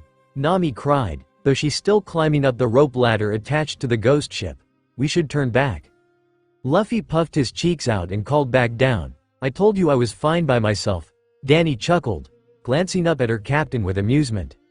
No way. If you do something stupid and our ship gets cursed, then what? Nami screeched. Danny cocked an eyebrow down at the girl, silently asking her what was she then? Nami gave her a pointed glare and tacked on. You just laugh and stand by if Luffy got our ship cursed. Danny hummed, turning her attention back to climbing. The navigator did have a point. You were looking forward to the treasure ship, weren't you, Nami? Luffy asked, lips stretched in a grin that said he was completely pumped for an adventure. Nami made a strangled noise and shouted back, now is this the treasure ship? You saw it, didn't you? The moving skeleton? If anything, Luffy's grin only widened as he laughed. That's the guardian of treasure. Let's search for him first. Danny blinked up at the railing of the ship where said skeleton was peering down at them. I don't believe we'll have to look for him, Captain, the gunner pointed out. Nami and Sanji let out loud screams upon seeing said skeleton. How do you do? Yo-ho-ho-ho, the skeleton greeted upon all of them reaching the deck. Danny peered at him curiously. She couldn't believe there actually was a living skeleton. How interesting, pardon my earlier behavior. I met eyes with you before, yet could give no greeting. He tipped his hat to them, holding a steaming cup of tea in his other hand. What a surprise, it's been decades, perhaps, since I've met a living person. Danny narrowed her eyes at this. All you see is ghost ship after ghost ship around these parts, so scary. Luffy laughed gleefully, pointing, rather rudely, at the skeleton and exclaiming, look, he's talking. The skeleton's talking with his afro. Danny gave her captain an odd look. What the hell was that supposed to mean? Now, do please come in, the skeleton exclaimed cheerfully, before he noticed Nami and said, my, what a lovely young woman over there, B.O.T. full. Nami held her hands up nervously, swallowing hard, no, that's. The rather dapper skeleton continued, not having heard her, I've never set eyes on such a beauty. 'Cause skeletons don't have eyes. Yo-ho-ho-ho, suddenly in a very polite voice he asked, perhaps you would be so kind as to show me your panties? Nami immediately got over her nervousness and smashed her foot into his head shrieking, like hell I'd show you. He fell down with another one of his laughs, saying, my, how severe, I felt that down to my bones, just down to my skeleton. Just shut up, Nami yelled, fists clenched. Danny couldn't stop the laughter from bubbling over, and she leaned against Luffy, who laughing just as hard, face nearly split in half from his grin.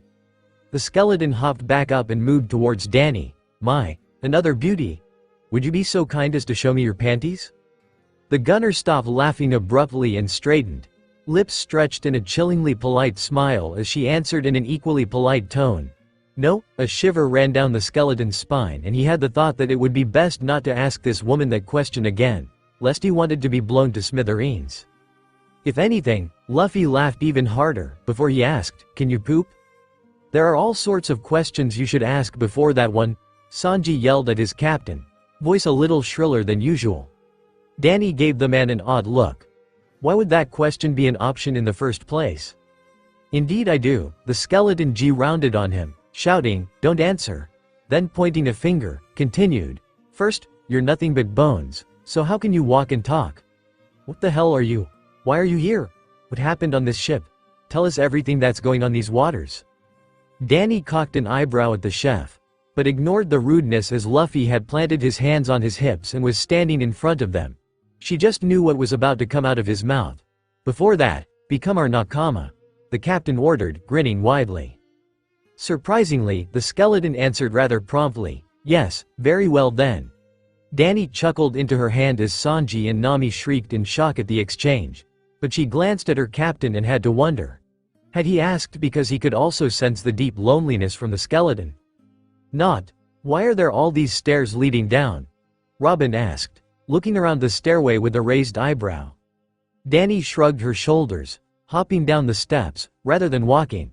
She was feeling jittery and there was a knot in her stomach that made her uncomfortable. "It said entrance, so it doesn't matter thinking about it," Luffy called back, already pretty far ahead of the group. The rubber teen blinked as he saw something moving in the shadows of the moat, and asked, "Gay, what's that in the moat?" The rest of the group reached their captain in time to see a three-headed wolf. Wasn't one of those a fox? Emerge from the shadows. Luffy panted, lips stretched in a wide grin as he held his net up at the ready and asked excitedly, "Ah, I wonder if it's yummy?" Sanji looked at it and raised an impressed eyebrow. "Wow. Cerebros? We must be on the direct way to hell then?"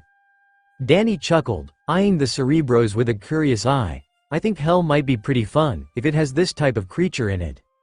Robin let out her own chuckle as she said with a small smile, "It's cute." "He won a brawl," Frankie muttered, holding his chin with one hand as he looked at the three-headed wolf. Seriously, was that Foxhead, who was beginning to look rather confused? Zoro glowered and scoffed, "How brazen." The Cerebros looked utterly shocked, jerking back and staring at them with wide eyes. Then suddenly it growled, pawing at the ground and fur sticking up on end. Zoro raised an eyebrow, and muttered, "What did he get pumped about all of a sudden?" The creature let loose a vicious growl, and the swordsman sighed, moving to draw one of his swords. "Well, then all." Luffy interrupted him, holding his chin and grinning widely. "No wait, I want to try and tame him." Danny muffled her chuckle with her hand. But from the not-so-amused glance she got from Zoro it wasn't muffled enough. "You think you could be his owner?" Zoro asked their captain incredulously. Luffy ignored him cheerfully as he held a hand out and said cheerfully, "Dog is dog." "Okay. Give paw." All three heads barked and lunged at Luffy, clamping their jaws around him. Frankie's sweat dropped and Danny let an amused smile curl her lips. With his head still in one of the heads' mouths, the teen patted the head and said, all right. Be a good boy. Now let go." "Good boy."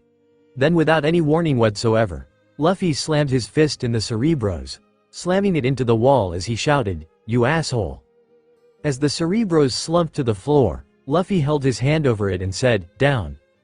In unison Zoro, Sanji, and Danny said with sweat drops, "No, no." Robin sighed and took a closer look at the down animal. "In any case, it has a bad wound. It's strange that it's alive." Sanji's sweat dropped as he held up the fox head by the ear and said, "Above that, how can it be a living thing anyway? What with a fox head mixed into it? We got attacked by an invisible thing, saw an actual ghost and have a living skeleton in our crew.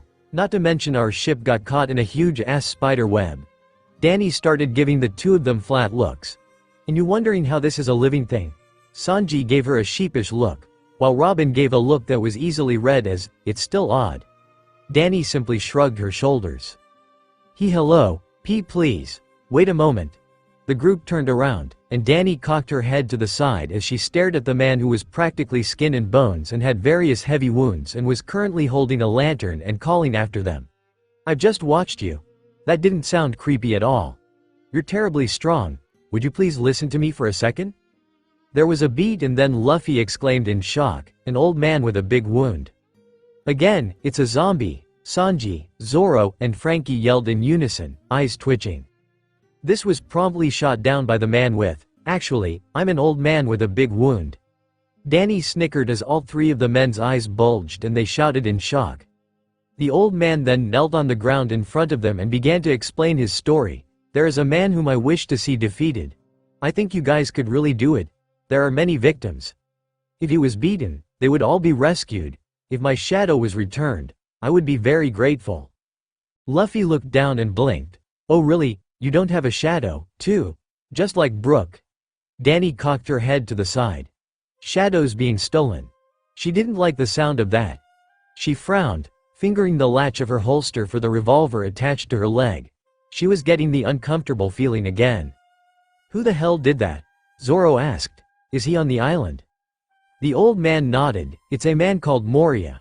He is very terrible. Danny flinched at the name, her stomach dropping. She did not like where this going. Not at all. She shifted closer to Zoro, who shot her a questioning look, but she only shook her head back at him. She couldn't explain what exactly was wrong. Could it be? Robin muttered, and then louder she asked, Gecko Moria, by any chance? At the old man's agreement, her face paled dramatically and she took a small step back. Danny shivered as she felt the shot of fear that crawled down her spine. Luffy blinked at Robin and asked, You know him, Robin? The dark-haired woman shook her head, only by name. He's a man whose former bounty even exceeds yours. Luffy. Danny felt her own face pale. There was only one way someone had a former bounty if they weren't dead. Gecko Moria is one of the Shichibukai. Hallucination. Danny frowned, looking around the dining room in confusion. Where's Sanji? She asked, sweeping her gaze around the room again with dangerous eyes. She could have sworn he'd just been here a moment ago. Luffy turned around, blinking and with one hand on his hat. He was just here until now. Where'd he go? A portrait snickered, and another one told it to shut up. Danny turned her head and glared at them sharply. Zoro noticed them as well, and side-eyed them darkly as he said coldly, They did something. At some point. He then crossed his arms and nodded solemnly, We've lost a pitiful man. Danny closed her eyes, lips twitching, and Frankie's sweat dropped. Luffy nodded easily, Well. But that's that, then. Sanji's probably alright. Danny felt like that was true, but at the same time wasn't. It was a really odd feeling. But in this zombie mansion, Robin hummed, then trailed off before she said instead, Maybe we should rather worry about rescuing the other three. The pig was yelling something at them, but Danny had long since tuned him out. In any case, we should only proceed with caution. I don't think he's telling the truth. Nami and the others are in danger. Zoro turned to the talking pig head, cocking his head to the side and said nonchalantly, Okay then, let's take this pig with us as a guide. The various portraits began exclaiming about their master and how frightening and terrible he was. But Danny wasn't really paying attention. She could feel Sanji in two places. It's okay to feel guilt when you lose one or two of your friends. One of the portraits was saying, dragging Danny away from her confusing realization. But before the Shichibukai Gecko. Or you should fear not being able to even yourselves. Luffy cut him off with an eye roll, bramble. Shut up. Now, tell me where this idiot Moria is. The team gave a very convincing growl that matched his rather feral expression, and the portraits all let out shrill screams. Luffy glared down at them and snarled, If anything happened to my friends, I'll pummel you from the surface of this island. The captain sniffed, turning away from the shocked and terrified portraits and heading towards the stairs. First of all, we can leave Sanji alone. He won't die. Danny followed behind them, smiling in amusement, though she still couldn't quite shake the worried feeling she was getting. The gunner had no time to react when something wrapped around her mouth and then her body, yanking her up and away from her crew, who continued walking, not noticing a thing. She struggled violently, trying to wriggle her way out of whatever was holding her, and then when she finally saw what had just kidnapped her, she wondered if she was hallucinating. Spiders stared back at her and she didn't have any time to anything before she was taken somewhere. Soon she came face to face with Gecko Moria, who leered down at her and said, What a nice catch. The daughter of that wretched Beckman. Danny glared up at him, her curses muffled by the spider silk covering her mouth. He pulled out a pair of scissors and she stared with wide eyes as he pulled her shadow up and into the air, the struggling form stretching to its limit, before with a snip, it was cut from her body.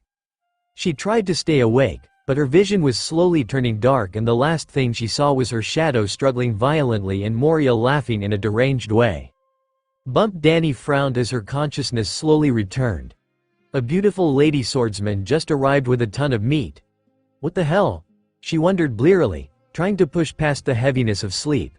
She felt weird. Like there was something wrong with her body. Beauty? Swordsman? Meat? They're hopeless? Danny struggled. What the hell was going on? She was startled when whatever she was sitting on was jolted and she fell off, bumping her head on the floor. You bastard, my shadow, Luffy screamed. Calm down, Moria isn't here, Frankie yelled right back, a smack echoing in the dining room. Danny sat up dazedly. She finally opened her eyes, but they felt extremely heavy. Her head felt like it was swimming and the dining room was threatening to tilt over completely. Her mind was a jumbled mess and she couldn't remember what happened to her last. She could hear the others around her but she was distracted by the empty feeling inside her. Zoro's exclamation of it feeling weird without his shadow had her scrambling to her feet and staring down at the floor where her own shadow was missing with wide eyes. Danny? Chopper questioned quietly, looking up at the shell-shocked woman worriedly. She looked a lot paler than normal. Am my shadow, she stammered, pulling on her hair harshly as she bit her lip. I can't. I don't feel complete. She buried her fingers in her loose hair. When had that happened? Swallowing roughly as she tried to get rid of the itching feeling crawling all over her body. This is seriously dishonorable, Zoro muttered, shaking his head with a hand on his forehead. I let my guard down. Luffy was next to him, cradling a hunk of cheese and cheeks stuffed full of even more cheese. We lost the pirate lunchboxes too. It's not right. Just cheese. Sanji looked around in confusion, teeth clenched around his cigarette. By the way, Nami-san doesn't seem to be around. Danny whimpered looking up suddenly, with a distressed face. Luffy, she whined weakly, her lip quivering as all three of the equally discombobulated men turned to her. I feel violated. It was said in a truly distraught voice and it had Zoro's expression darkening at the reminder, while Sanji looked ready to commit murder. Luffy looked at her seriously, swallowing the food in his mouth. He stepped up to her and grabbed her shoulders, looking her straight in the eye. You will be fine, he told her firmly. She sniffed and then nodded, her captain's touch and words grounding her and letting her gain her sense of equilibrium again. Frankie looked at the two with a furrowed brow, wondering why he had the feeling there was more going on there than what he could just see. Robin noticed the cyborg's expression, but kept her mouth shut. It wasn't her place to tell. Grinning, I'm already negative, Usopp shouted. Danny couldn't help it, even though she was feeling like the S of the earth and even lower than that, and it really wasn't something she should laugh at, but just, she couldn't help it. Danny fell flat on her back, clutching her stomach and laughing wildly. Usopp flushed bright red. Damn it, Danny, don't laugh at me. Taking a deep breath, the gunner managed to stop her laughter, hiccuping slightly, and still grinning widely. Sorry, Usopp. It's just, she couldn't even finish her sentence, lest she start laughing again. She had put a hand over her mouth to muffle the snickers when their enemies cheered for Usopp, who took great offense to that. Usopp turned to the men, who hadn't reacted because of being heavily hit by the negative ghosts, and yelled, Now, snap out of it, quickly go forward and rescue Nami and Brook. Your strength is no match for this woman, I'll take care of her. Danny stood pulling one of her revolvers from their holsters on her legs and twirled it around in her hand, lips still stretched in a wide grin. You want us to take care of the surrounding zombies for you, Usopp? She purred, practically oozing bloodlust. She didn't appreciate being forced to feel negative. She could do that to herself well enough on her own. Usopp nodded, whimpering as he eyed said surrounding zombies. Alright, then you guys go on ahead and I'll catch up with you once I take out the trash, okay? The three other men nodded and raced off, half the zombies starting off after them. Or they would have if a streak of electric blue didn't stop them in their tracks. The streak hovered in mid-air, sparking and making a threatening hissing noise. There was the click of a gun being cocked and the group slowly turned their heads to look towards the source. Danny stood there with her revolver pointed at them and finger hovering over the trigger. Her grin widened. I wonder what would happen if I set that off, she mused cheerfully. Then, winking at Usopp, she fired another bullet. This was a shining white, and then took off after her three other nakama. She danced away from the blue streak just as the white bullet hit and with an ominous cracking the streak exploded, sending electrical charges everywhere.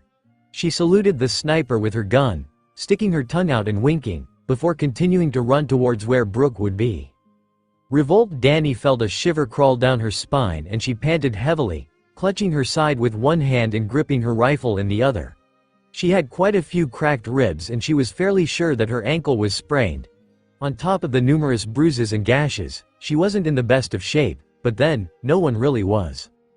Even though Moria was defeated and their shadows returned, and wasn't that an amazing feeling, being complete? She didn't feel like it was finished. The battle with Oz and Moria had really taken its toll on her and she could already taste blood on the back of her throat. If those two were defeated, then why did she feel like the other shoe was about to drop? Oh yeah, I forgot something really important, Nami cried out, hand covering her mouth and looking like she was going to be sick. Danny felt her stomach drop. Robin raised an eyebrow and asked the navigator, "What happened?" Nami was about to explain, face still deathly pale, but a voice from the rooftop pulled their attention in that direction. A large man was standing there, not paying them any attention and talking into a den mushi. "I see." My uneasy fed on, the voice said. It was coming from the den mushi, and the large man agreed solemnly, voice almost mechanical. "Just when we found a successor to Crocodile.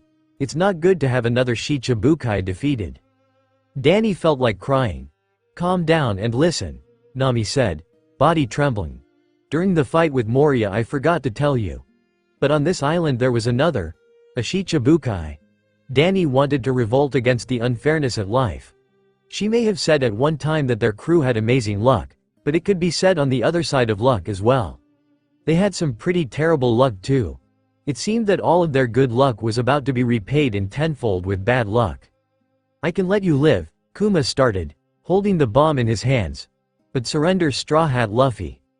If we have his head, the world government will not chase you anymore." Danny easily let the ferocious rage of her nakama wash over and in her, blending with her own sparking fury.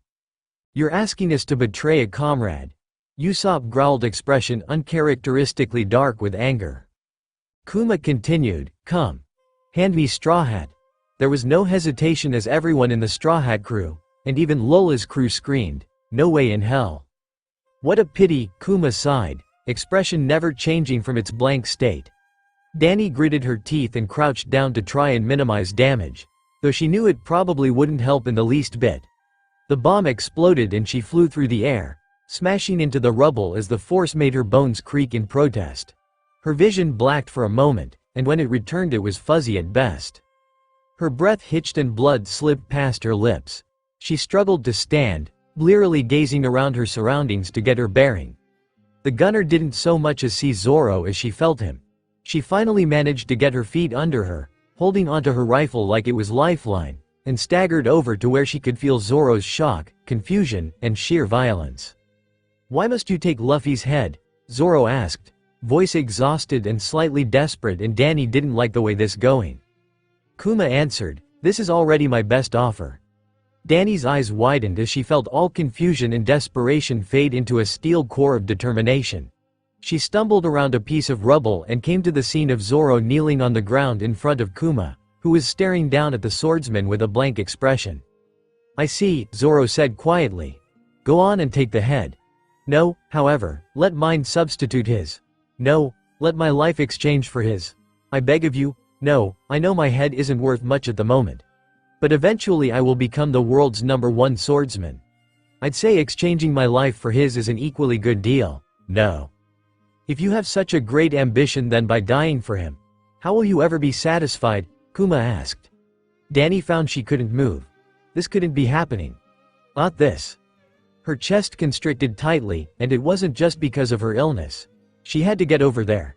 Zoro couldn't do this, not this, never this.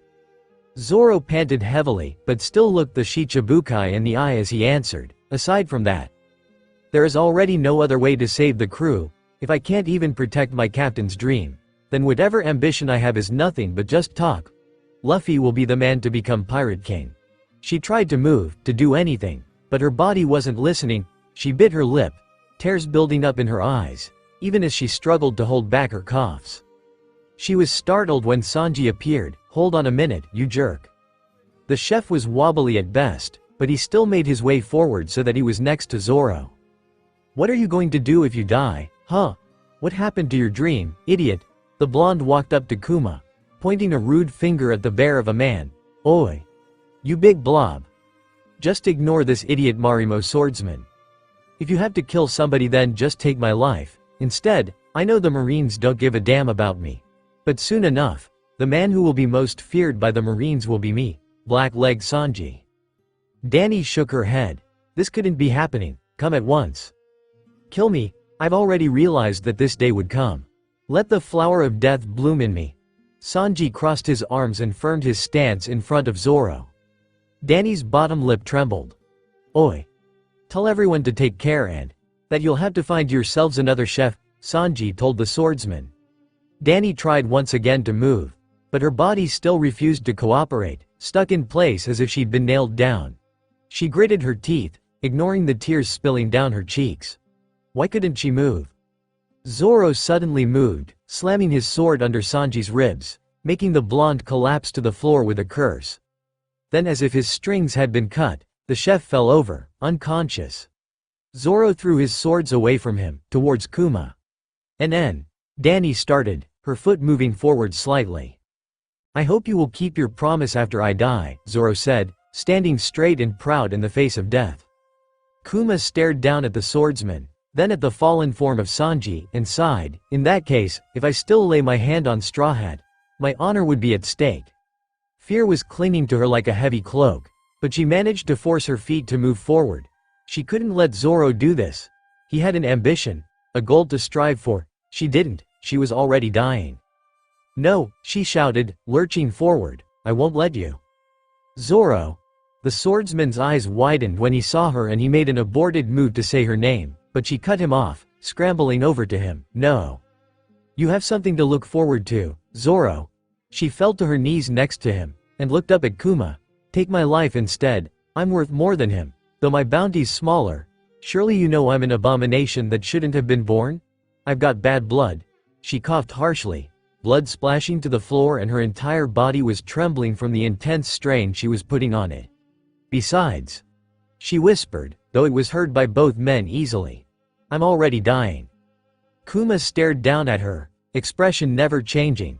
Zoro clenched his fists tightly, and before the gunner could react, he pulled her closer to him and hit the back of her neck. Her eyes widened as she fell forward in what felt like slow motion, the edges of her vision going dark. Zoro managed to push its way past her bloody lips, and her head hit his shoulder with a soft thunk. She felt his hand pressed against the back of her head, and his lips brushing her ear as he whispered, "Sorry. But I can't let you do this." Then her vision faded, his apology ringing in her ears. "Evoke, nay, Danny-chan. Come sing with us." Strong arms scooped her up by the waist, and she was greeted by a wide smile from under a straw hat covered head. But I can't sing. I don't even know what you're singing," she exclaimed in shock, wiggling her way out of Shanks' arms.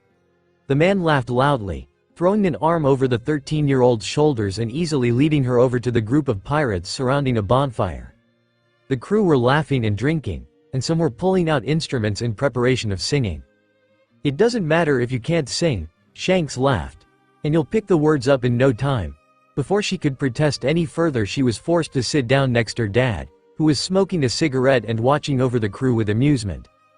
A drink was placed in her hand, and she didn't even bother checking what it was before she took a sip, listening to the words the pirates were starting to sing.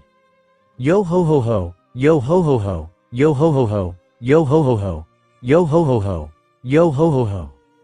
Yo ho ho ho, yo ho ho ho, binkusu no sake o, tadok ni yuku yo. Umakaze kimakase namimakase shio no miu, koda." Danny trailed off as she opened her eyes blearily. She was sitting on the floor next to a piano she had found in there earlier, and not on a beach surrounded by the rambunctious red hair pirates. "Let's be comrades, all right?" Luff perched on top of the piano, that Danny realized was being played by Brooke. The song was Bing Sake, a song she held very close to her heart as it held fond memories of her time with the red hair pirates, and thus her dad. Brooke didn't answer immediately, and Luffy continued cheerfully, "Now that you have your shadow back, You don't have to worry about sailing in the sun, right? Danny felt disoriented as she yawned and scanned the room out in front of her. The pirates were drinking and eating and just all around having a good time. Zoro was in the far back, still unconscious on the bed. She had been there originally, but Chopper had shooed her away when she started to hover. About that, Brook started, even as he continued to play. There's actually one thing that I haven't told you about yet. Luffy blinked in confusion. What? I made a promise with a comrade. If I don't realize it first, then I'm not fit to be a man, Brook explained. Luffy laughed, a wide smile on his face. You're talking about Laboon, right? I know about it. Frankie told me already. Danny let a smile curl her lips at the reminder of the large whale. He had been a sweet thing, once he stopped moaning and ramming his head against the mountain. Hey! Yo-ho-ho-ho! So Laboon is the name of the whale at the cape. Brook laughed. Danny gave the skeleton a confused look, before realizing that he hadn't figured out just what Luffy was talking about. Luffy laughed again. Like I said, Brook, we've met Laboon at the reverse mountain. Really? Brook's playing began to slow as what the young captain was saying began to sink in. That's why we were in awe too. When we heard the pirates that guy was waiting for is you. And you even remembered the promise. Luffy's grin was heading towards face-splitting proportions as he continued. If Laboon knows about it, then I'm sure you'll be really happy. Danny stood up, yawning again, and instead leaned against the wall so she wasn't sitting on the floor anymore. Brook's playing had slowed quite a bit and he seemed to be in shock as the information began to register in his mind. Wait a minute. This is really surprising. It's all too sudden. Have you really seen Laboon? Luffy nodded happily. It has already been 50 years since then. He is still waiting over there for me? Laboon? His tone was a bit desperate when he asked, are you really telling the truth? Luffy laughed, bobbing his head up and down.